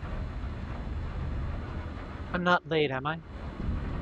This must be our guest. Maybe she's delivering a video. Who is this person? I guess we're choosing the dialogue of the person in the foreground with the blonde ponytail. Who is this person? Late for, says Emily. Oh, sorry, I'm Maya. Right, the traveling artist. Welcome. I'm Emily. I work here. Great. Rita says you're the producer. Oh, did she? Haha. I guess so. I do a little bit of everything. Yeah, I know the feeling. You weren't around earlier at the lunch thing? No, I don't live in town. I just come in here to work on the station. Really? That's quite a hike, isn't it? Yeah, I know some shortcuts. Oh, okay. I should make sure she's comfortable. So, do you... No, I'm fine, thanks. I'll just find somewhere to perch until you folks are ready. I've got a lot to digest. Mentally, I mean. Well, and it was a big lunch, but I spent most of the afternoon examining the mound. Oh, the burial mounds. Yeah, that's why I came down here, to see them up close and make some sketches. They're amazing, right? They make me uncomfortable, to be honest. It seems kind of weird to build a town in a graveyard. Sure, every town has a graveyard, but usually the town comes first. Okay, so I'll check. If Rita's ready, you can just hang out back here somewhere, and we'll let you know when it's time to come on set. Great, thanks for having me. You too. I mean, you know what I mean. Ah, the old enjoy your meal, you too. Why am I so awkward with visitors here? Just used to seeing the same 12 people day in and day out, I guess. Uh, our cursor has changed, as it's now a hand with an eye in the middle. I guess this is one of the few times we get a look at the interiority of someone. Most of the time it's just stage directions or flashbacks. But we're seeing all of Emily's thoughts on everything we can hover over, so let's do that. Up at the top, looks like the ceiling's holding up okay, just the usual leaks. The door out, looks like I just made it before the sky broke open. down at the floor. At least the floor is staying dry. My left boot has a hole in it.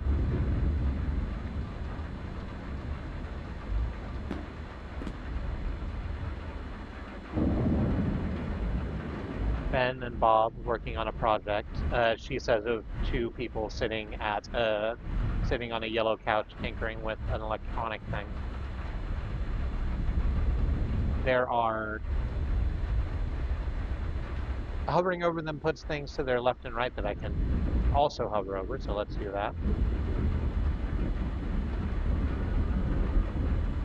Or not that, I guess. Oh, no. Sorry, I had that wrong. We can just hover over the window. I hope the neighbors are okay.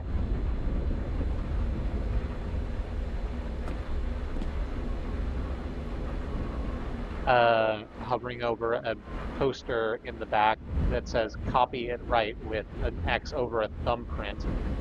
Miss you, Cross-Eye. We can just turn 360 degrees through this whole space, huh? Yeah. This is a thing I knew before because I've played this game before, but this is a TV studio. This is hang on, let me turn so that you can see the space. WEVP TV, where we are setting up for a live show.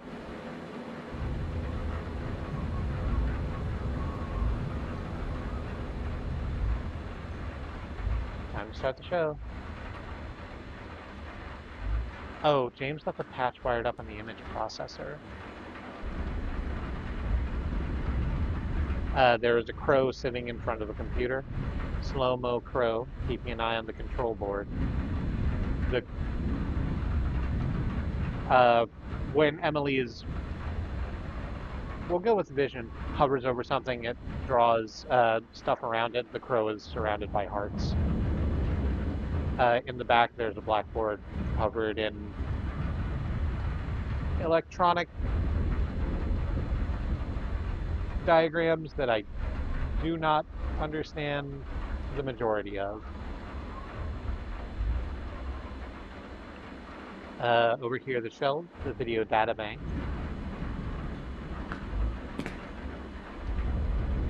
Oh, right, Cyrano's here to help with the weather report. Presumably Cyrano is the cool-looking person with the lap steel in back. All right, we just heard about Cyrano. They are performing.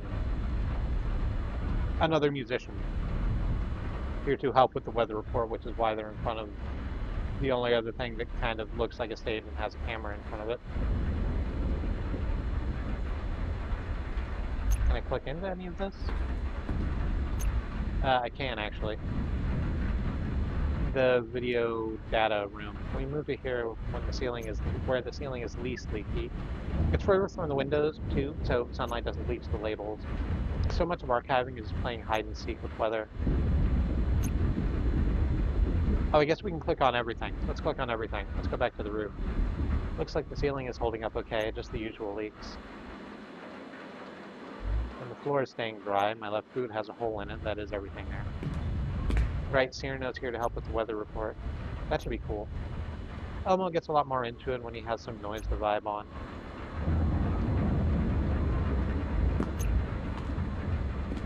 Looking outside, just made it before the sky broke open. If it gets any worse, we might be stuck in town tonight. Ben and Bob working on a project. We found that radio in the woods a week or two ago. I cleaned the circuits with rubbing alcohol and left it in the sun. Seems like it was working okay again, so why are they taking it apart? I hope the neighbors are okay. Miss you, Cross-Eye. Let's not start the show quite yet. James left a patch wired up in the image processor. Nice. Maybe there'll be time to play with it after the show. Slow-mo crow, keeping an eye on the control board. Keep up the good work, Mo. Is that everything? I think that's everything. Alright, let's go start the show. Okay, I'm ready when you are.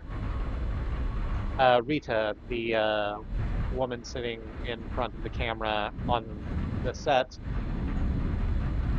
How's it look outside? It looks gross. Yeah, well, I'm not surprised. Saturn is in retrograde. What does that even mean? Yep, think it'll let up. I guess we'll see what Elmo says. My poor tomatoes. Okay, and 3, and 2. Hi, it's Rita.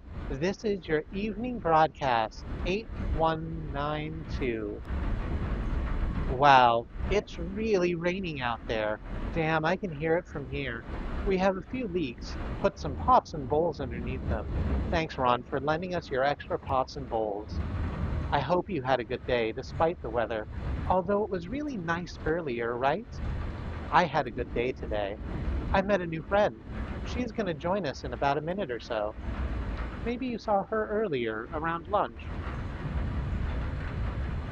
Or if you didn't meet her, then you'll meet her in a minute.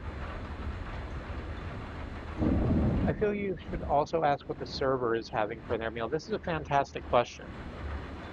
I mean, apparently what they're eating right now is patch cable, which I imagine to be like a very spicy spaghetti.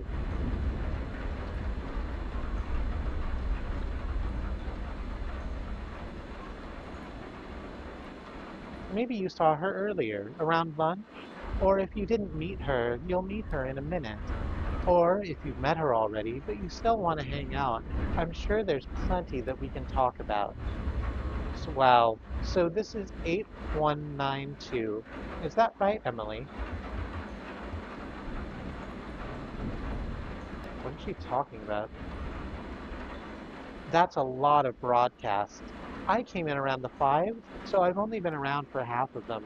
And back then, in the fives, let's see, I did Night Noise, and then we had the Swap Show, and the Bird Show, and people were just coming in and dropping off tapes all the time. And, well, now it's just the evening broadcast.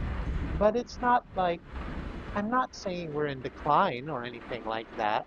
I love the evening broadcast. I think it was the first show we had on here. It was the first show not produced by the power company. It was the first community show, yeah. Those hypnotic fuzzy old tapes about safe wiring, those empty humming shots of trees and glowing-eyed animals, that nasty paranoid propaganda. I'm gonna do that.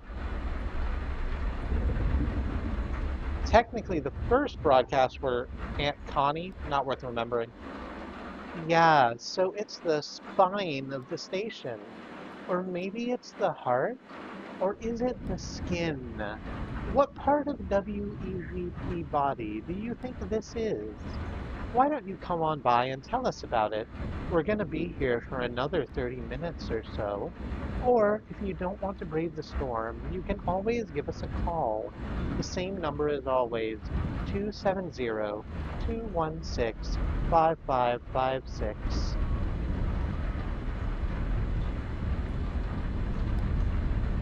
Okay, so we're going to start with the tape. This is an old one. It's one of mine, but maybe you haven't seen it. Or, if you've seen it, it's been a while, so maybe you've forgotten. Shit. What? She asked me to queue up her tape, Pueblo and Nada. Where is it? I don't know. Probably still shelved. I'll find it. Ron silently mouthed a thank you.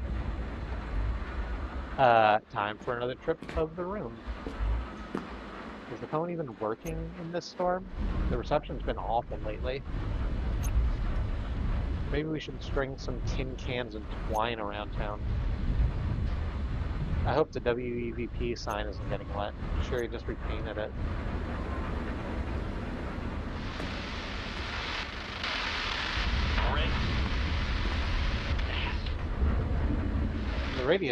The radio they're tinkering with sounds like it's almost working, so that's nice. Over to the video library. Anything else? No, just the video library. Rita's tape should be on a shelf back here. Emily scans the shelf of videotapes. I had these alphabetical. Maybe it's still in a stack. Oh, what's this? Oh, what's this? Emily pulls out an unlabeled tape.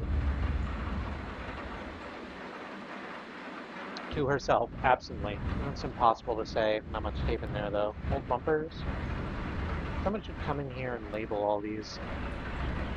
We should put all this in chronological order, although I guess it's hard to remember sometimes the order of things. And some of these tapes were made at the same time, or we started one video and then started another in the middle and came back later. The time's out of joint. It's like sweeping a beach. Oh, wait a minute.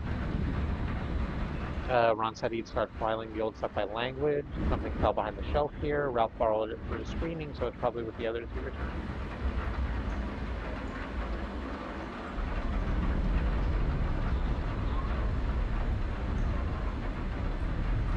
I called the number real quick. It says, "We're sorry, an application error has occurred. Goodbye." Oh, fun. I hit print screen when it came up because I sort of wonder what happens if you dial that into the phone during the here and there along the echo part with the phone. Because we're given the number for the Bureau of Unseen Tourism, but that doesn't mean no other phone works. No other numbers work. Also, but it is wild to me that it's that they went with a number, right? Like, I understand that this is all in Kentucky and that there are area codes in Kentucky, and having it be like 555 sort of intrinsically removes it from like canon. Not canon, that's not the word I mean. From the sort of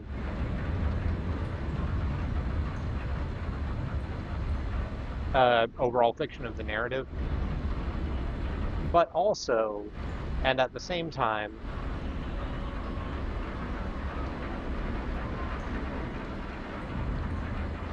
the idea that, like, it's quite a few years later now. Somebody else could have that number and then just have people harassing them. Not harassing necessarily, but it's like, I imagine the person, apparently it's an automated thing that's still set up, but I imagine a person having one of the numbers that we've seen, just sort of having to field calls every now and again. It's like, yes, no, we do not know anything about white nose syndrome. I'm sorry.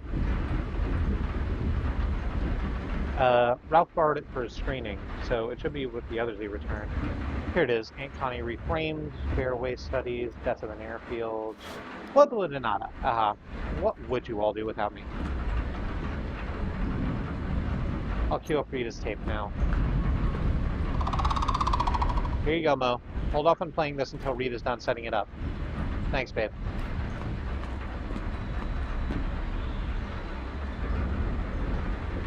Ready when you are, Rita. Some people that lived here a long time ago, before the company town, before the airstrip, like over 100 years ago.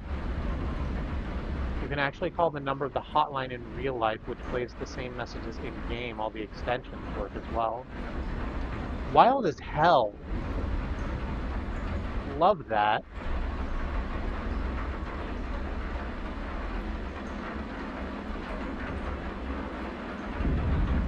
What extensions are there? That's a question I need to answer for myself when I'm not doing this, but I want to go do that thing.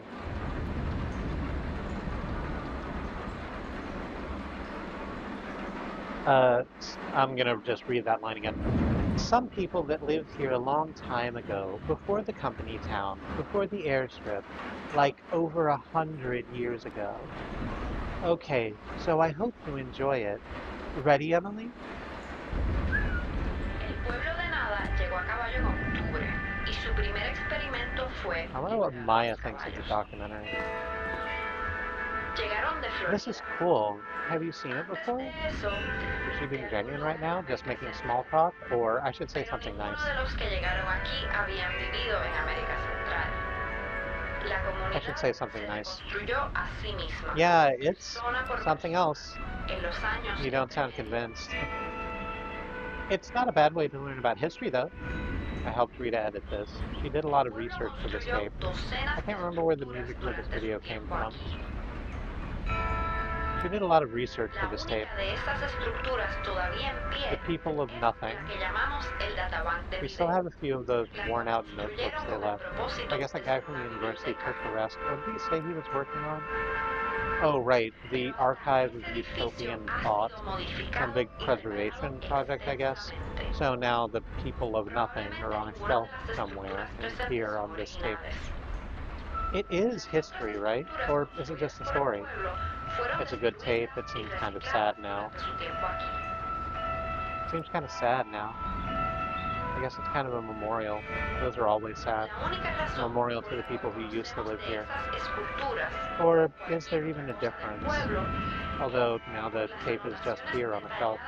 Every once in a while we dust it off and it shuffles around the airwaves again like an old dog.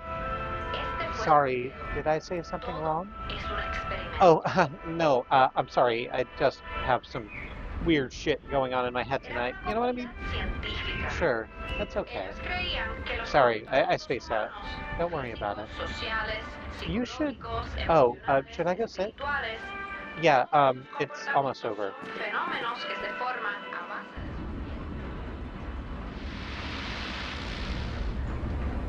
Just do a quick lap around the room. Next up is Maya's interview. So, where are you staying tonight? Here in town. Oh, good. Yeah. Even before the storm came in, I thought it'd be nice to get some rest before the long hike back to the highway. Ron offered his loft? What? He said I could sleep in his loft. Oh, honey, he's talking about his barn. Ron, nobody wants to sleep in your barn. Ron shrugs. It's not haunted, but it is haunted. How did that rumor start? Hauntings aside, it's not a very comfortable barn. Hauntings aside, it's not a very comfortable barn. I mean, I can sleep anywhere, but I think the last time Bob slept in there, he needed a tetanus shot after. But that's Bob. He's a hypochondriac. I'm not sure he even really needed it.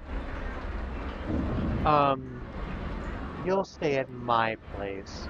Oh, thanks.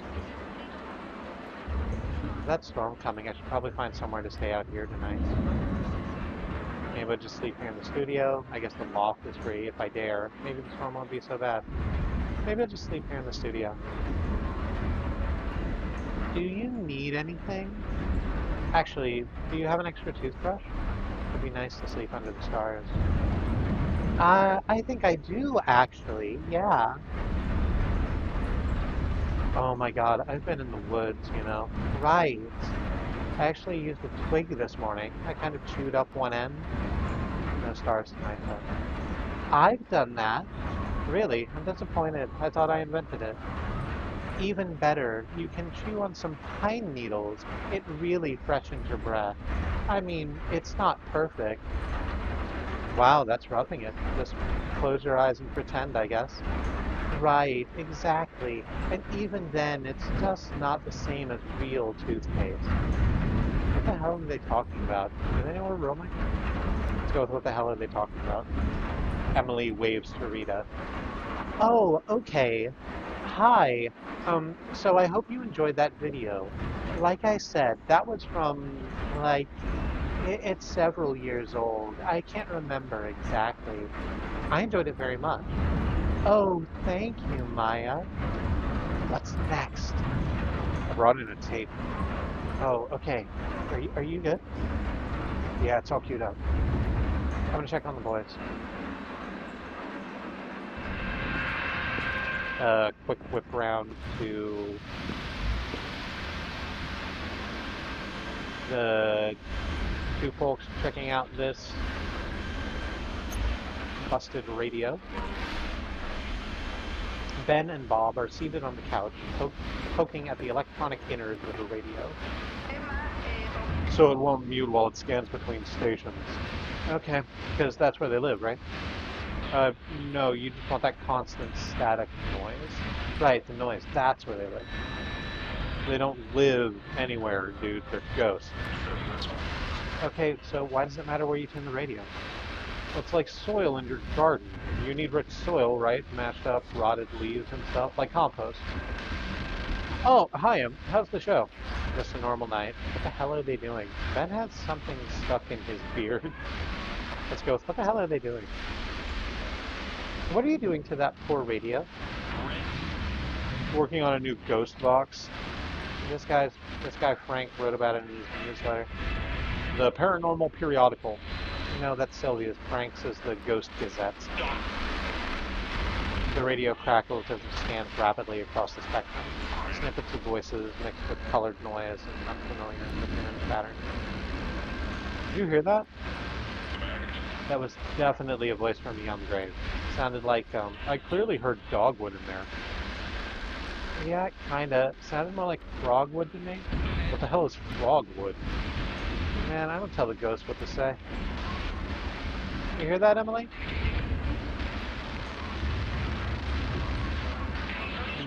It did sound like frogwood. It must have been dogwood. I didn't hear anything. I think I didn't hear anything. Best to be honest. I should play along, though. They've been out working on this for a while. Best to be honest. I didn't hear a voice at all. And I guess it doesn't matter. The ghost voices don't really come out unless you play back the recording later. They only exist in recordings, like a copy without an original, a mirror reflecting something that isn't in the room. Eerie. Like in the mounds. The burial mounds here in town? You think they're haunted? No, or sure, probably, but I mean like they're the reflection of the people who made them lived hundreds of years ago. That whole society is long gone, and now we just have these lingering echoes without any trace of context. Yeah, that is kind of eerie. So the ghosts speak and we can't hear it, but the tape recorder can hear it? Is that right? I don't know. Sometimes I think it's more like the recording itself is a ghost. Like, that's what ghosts are. Recordings of events that didn't happen. When something keeps leaving new marks even after it's gone. False memories. Bowls on the floor are getting full pretty quickly. I hope someone's playing Dempsey, please. Somebody else. Ugh, more leaks. This is not sustainable. I wonder if that's true. I think I missed the first line of the look out the door, or at the window. I wonder if that's true in cities too. The rain makes it all look empty. I'm trying to remember, what's the big city I've been in when it rained? Oh, Chicago, downpour on Western Avenue. We took shelter in a gas station. Does it just look empty because everyone stays inside? No, there's something uncanny about a town in a thunderstorm. It's like a reanimated corpse.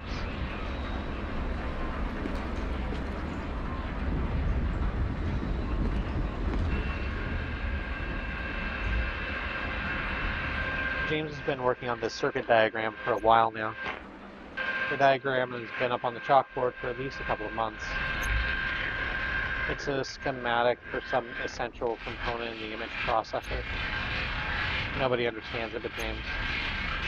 That's the point. He's trying to clean it up and simplify it a little bit. He'll publish the simplified diagram and everyone can build an image processor. Meanwhile, it's like hieroglyphics in here. The schematic seems to get more eerie the longer James is away. He understands it, which keeps it tethered in the realm of the human, otherwise it might as well be lichen.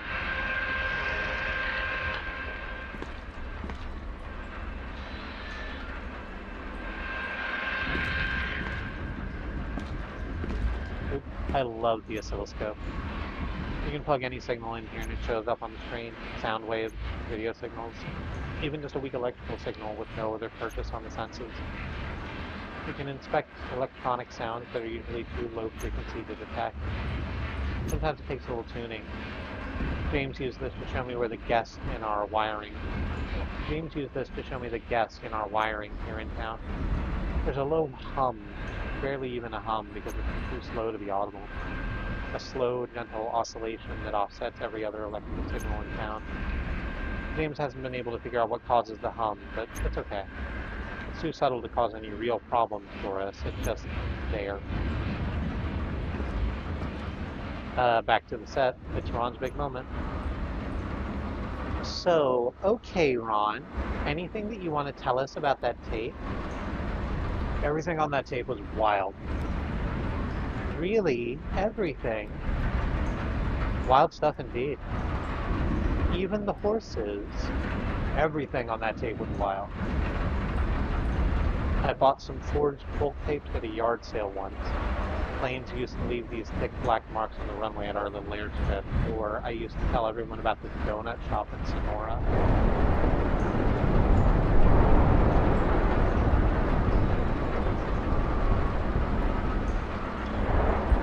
I bought some forged folks tapes at a yard sale once. The lady said they were live tapes of John Ritchie playing Dulcimer at some local bar. They were pretty good too, a little noisy with the rattling bottles and chatty drunks, but it gave the recordings a certain aura of authenticity. I'm going to turn the in-game audio down just a touch because the storm outside the studio is getting worse, and I do not wish to fight it to be heard.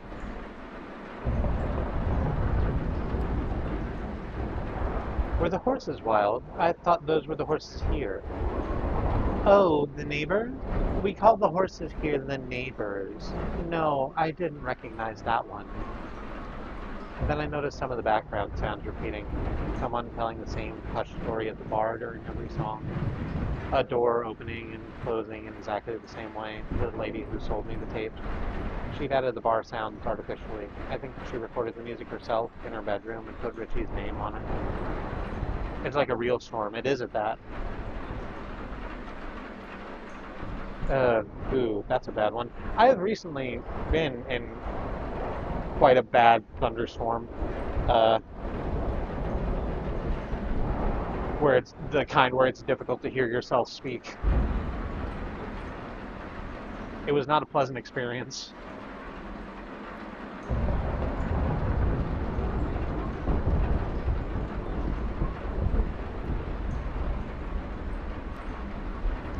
I don't think there are any wild horses anymore. Really? How could that be? Oh, well, they've all been domesticated. Are the neighbors domesticated? We don't own them, no. They're, feral?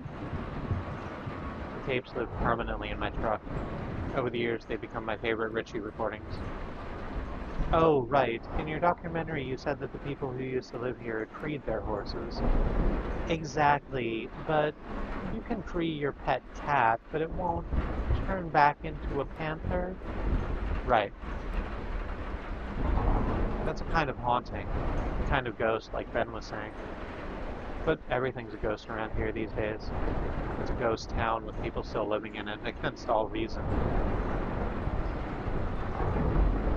Most of the houses are empty, despite all the pain in the town's history, or this evening's broadcast is a travesty, really. Most of the houses are empty. There's always been people here, after the Pueblo de Nada, the community airstrip, and the company town, and WEVP. What about the dogs? Yeah, Ron. Was the dog wild? Everything on that tape was wild. Somehow, just as the last group dies out, some new utopian project always finds a way to take hold. What is it about this place? It must be the well. It didn't look wild to me. I guess it's a matter of perspective. I'm not sure I agree. But now, it's time for the weather. Thanks again, Ron. We're hanging on long past our expiration date. Well, the weather should be pretty wild. I can hear it for myself right now. Yeah, it's getting pretty intense out there. Do you get storms like this a lot? More and more. Right, of course. And then, of course, there's the actual ghost. Right. Here's Elmo with the weather report, and lucky us, we also have Cyrano Cole, who stopped by to add some drama. musically. I hear he's going to be at the Rum Colony later tonight if you need a cocktail after the show. So let's go live to Elmo for the weather report. Oh, is Elmo ready? I should make sure the camera's pointed in the right direction. Oh, good. There's standing water on the floor now and a hole in my boot. Cool. Socks are getting wet.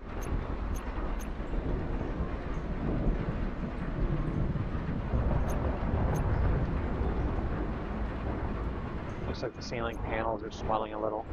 Is that really happening? Are we about to get drenched?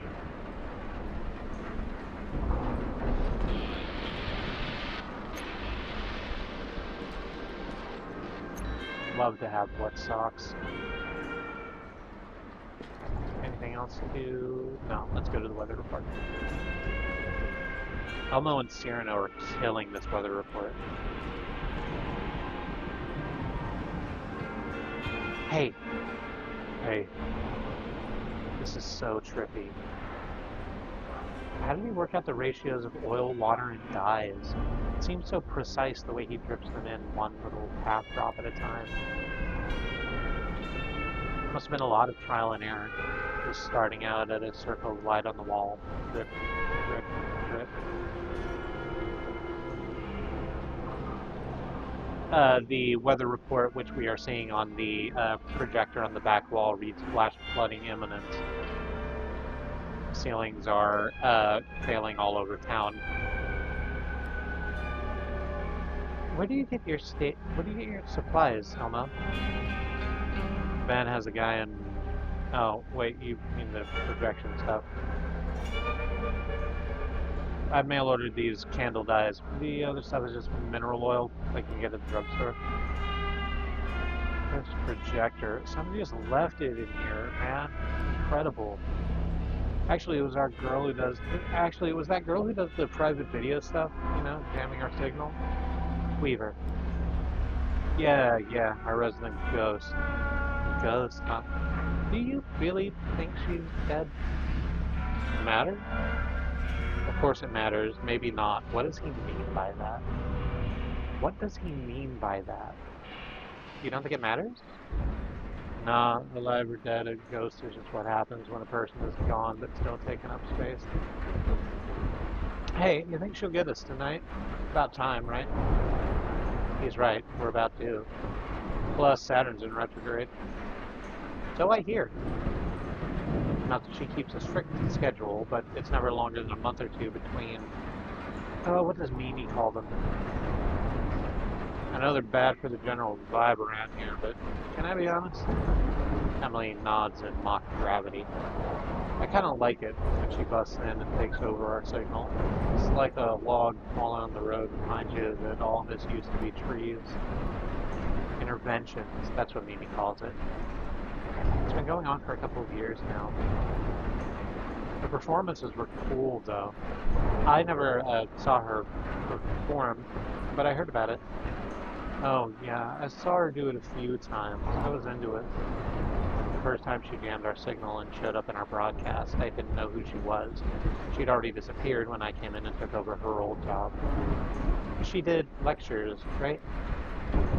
Yeah, you could say that. I thought of them as storytelling sessions. She talked for hours and shuffled through slide after slide of shapes and numbers, weird constellations. Who knows what any of them meant? Everyone was so excited and confused and scared a little. On the defensive. They still are. And this was her projector? Right. I don't know where she got it, though. It still works really well. I got a spare bulb at a retail shop, but I haven't had to use it yet. Strange. I never think of what she's doing as hostile, really. Sounds like Elma has the same impression. What happened to the rest of her stuff? I bet her slides are still here in the studio, maybe with the posters. Sherry has all Weaver's old notebooks, I know that. She keeps them in her archive, you know, the big blue filing cabinet, with the daisies painted on it. Yeah, anyway, the really hard part is to find these two pieces of glass. They have to be paired very precisely. I had to get these from the clock store over in Glasgow. That's where they come from, the clock faces. Yeah, thanks for the tips, dude. Anytime, dude.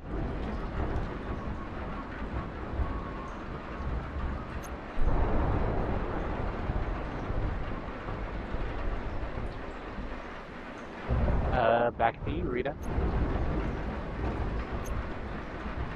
Thanks, Elmo and Cyrano. So, next we have a selection from the video databank. You're gonna like this one, Maya. It's about caves. Ooh. Yeah, local caves. We played this one a lot. It's pretty cool. Telephone rings. Oh, but we have a phone call. Should we get it now, or should we wait? We'll get it now. Okay. Rita presses a button on the telephone next to her. Hello, WEVP.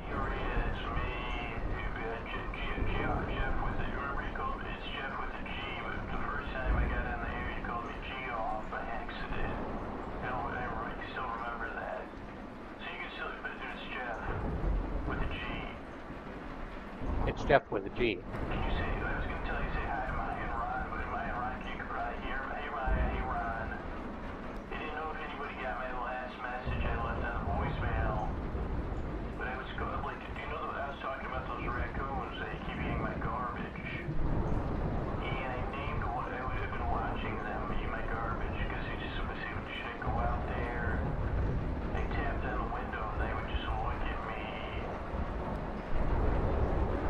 Hope you all pack a lunch. Sounds like this is going to be a long one.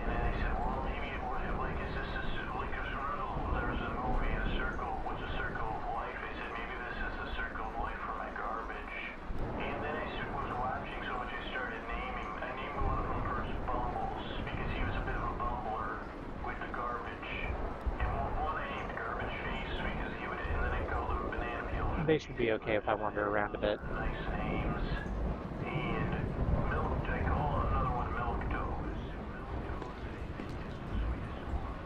Looking at Slow-Mo Crow. Hey, babe.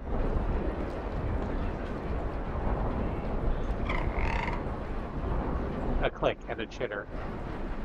Did you know Weaver? Enigmatic awe.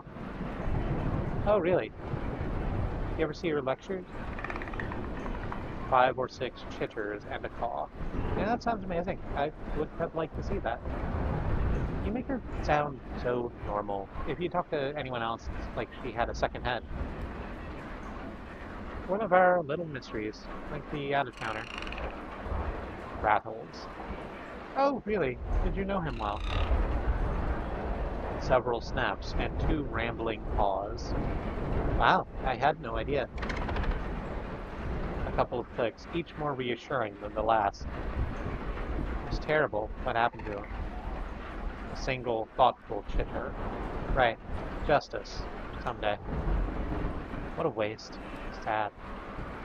Well, have fun. I'm gonna see if Jeff has done a caw and a coo. Haha.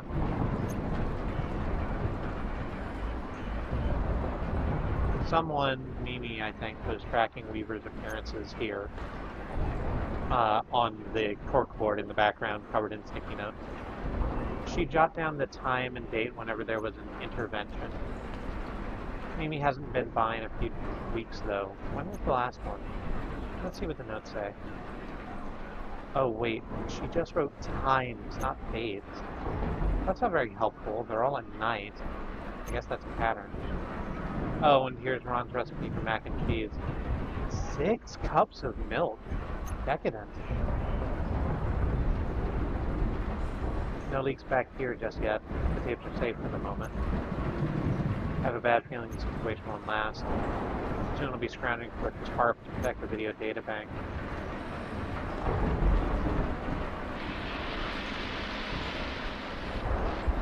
The couch is getting a little damp, but Ben and Bob don't seem to mind. Probably too wrapped up in the project. Bob had some theories about Weaver's broadcast. He was considering how we might be tapping into our wires in this town. He built a model, like a proof of concept, with this big metal box you could wire up and use to take over our signal. It actually worked, but the thing needed too much power to run. Even a car battery could only keep it going for a few seconds. Weaver's broadcast just loops and loops, sometimes for hours. Consolidated Power doesn't pay attention in this town anymore. But they still have us on a strict energy budget. No way she's plugged into the grid.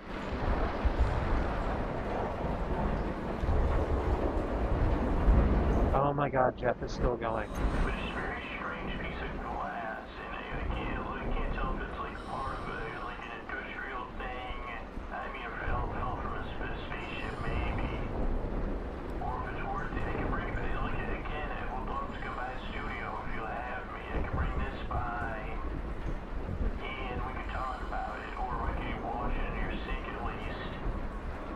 Because I do have to figure out the water thing. But I don't know where to go because it's a bit like, how do you go if it's a P.O. box? Where do you go? And they don't have it like their number again. It's like those that they keep pressing 0 and it doesn't work. And I don't. Oh shit, the line's dead. The lines are such a mess up here. Hello?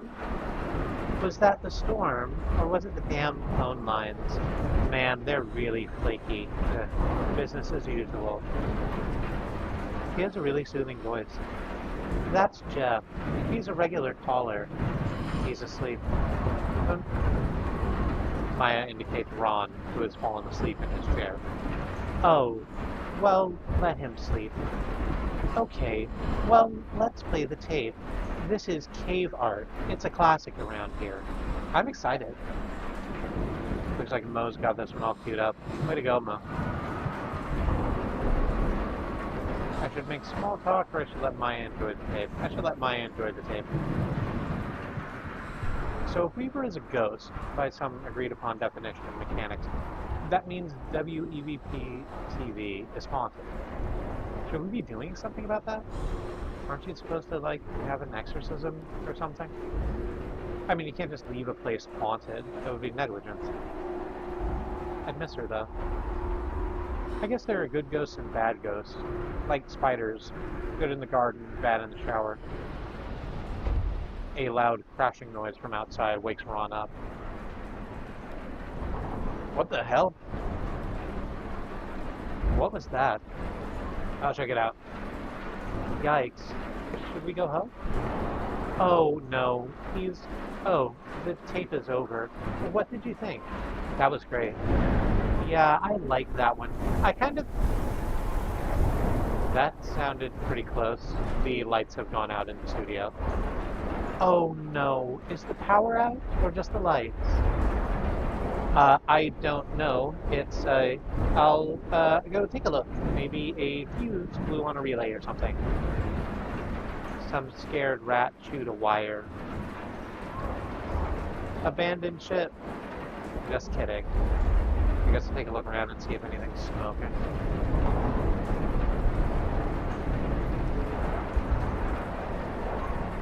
Our little town must seem even more romantic now, huh? If it survives the night. Maybe we should call... No, the phones are definitely dead now. I guess it's up to me to figure out exactly what's going on here. Is that a... No, of course not.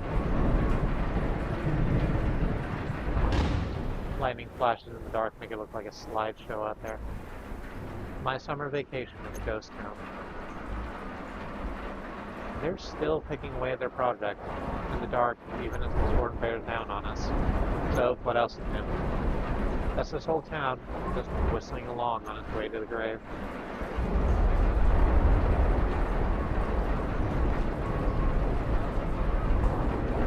Poor thing, she's soaked.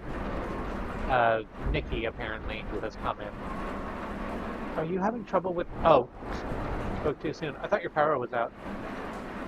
Yeah, it just came back on. Weird. Good, though. You made it! In this storm. Oh, I never miss the evening broadcast. To be honest, it's the only time I get to share my work. Nikki's still carrying a torch for the out-of-towner, or I wonder how many people even tune in at this point. Is she just reading her poetry to us here in the studio? I wonder how many people even tune in at this point. Is she just reading her poetry to us here in the studio? Sure, of course. That's great. Wow, it's pouring out there. You, I think they have some paper towels over by the set. Oh, thanks. Well, ready to go? Yeah, ready. Okay, the ceiling is falling apart. It doesn't bode well for the roof. Some of the studio wiring is in puddles now. That's dangerous, right? Nobody else seems concerned about it. I'm just gonna pretend I didn't see it.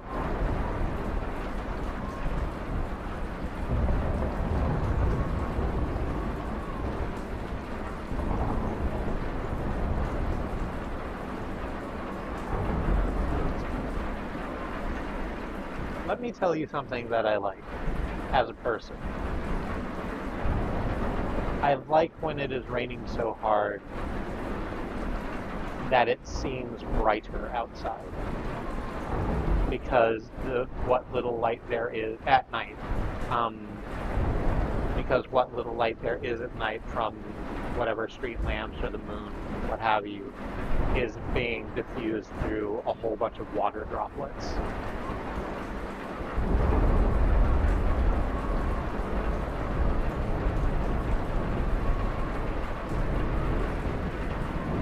Like when the rain's coming down in like a sheaf, basically, and it just kind of turns itself into a massive refractor lens. Now we enter the cultural section of tonight's program. Did you fix it? It just came back on its own, and it'll take a second for the equipment to warm back up, and then we'll be on the air again. Spooky. It's a disaster out there. The neighbor's barn is basically underwater. Wow, so just completely, yeah, it's completely flooded. I passed Ron on the way in. He's going to take a look and see if there's anything we can do. Will they be okay? Ron knows what he's doing. He used to be a firefighter. It's a little bit different though, right? I guess. Mickey hands some wet paper towels to Rita. Oh, thanks. Nikki pulls a journal out of her jacket pocket. I brought my work. Oh, good. Nikki reads her poetry. It's a weekly feature of our broadcast. Oh, great. I look forward to hearing it. Yeah, I just hope that we can keep going. We lost power a little while before, right? I've got to get started then. Nikki, to the camera, reading. To the out-of-towner. What eagle flew you to your final bed? It was not men who brought you there to sleep. The men who left you bloodied and then fled, had chosen mud and muddy-watered creek. Did wild turkeys gobble goat and care and wipe the moss beneath your eyelids clear? Did cardinals pull the twigs out from your hair and wash your hands and feet and trim your beard? When wood ducks dressed you in your resting gown and pigeons fashioned shoes from leaves and bark, who then sewed flowers into a burial crown? The one who made your headdress was a hawk. The men who broke your body, where were they? The vultures stayed home on your funeral day. Ben yelling, Emily, look at the monitor. Dude, be quiet. We are live right now. No, we're not. Look.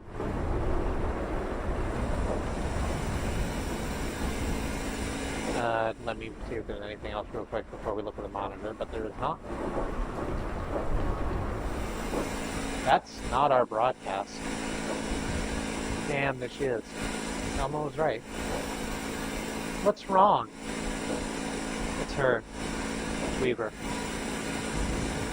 Oh, really? Tonight? I'm sorry about this, Maya. What's going on? A local prankster. He jams our signal every once in a while, whenever the stars align. I feel like there's a lot of water on the floor. Goat, you are right. There is a lot of water on the floor. It is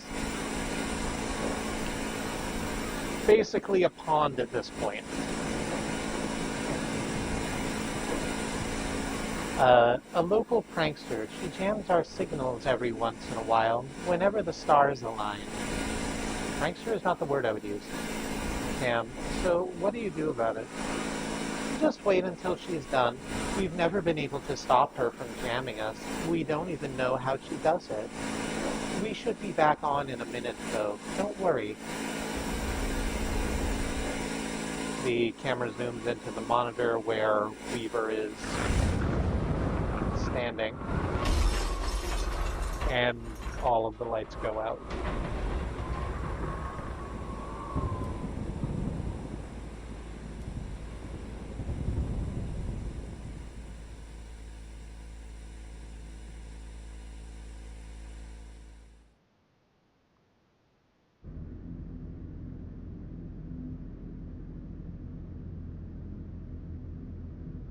So here's the thing.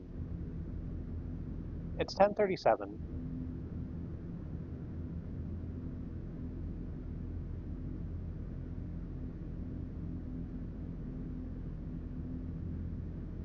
And if I go take a break right now, and come back, then we will be doing Act 5 for maybe 15 minutes. And I think that is a bad idea. So I'm going to just stop. I'm just going to call it here. And we'll come back with the final act, Act 5, on Friday. Yes, on Friday.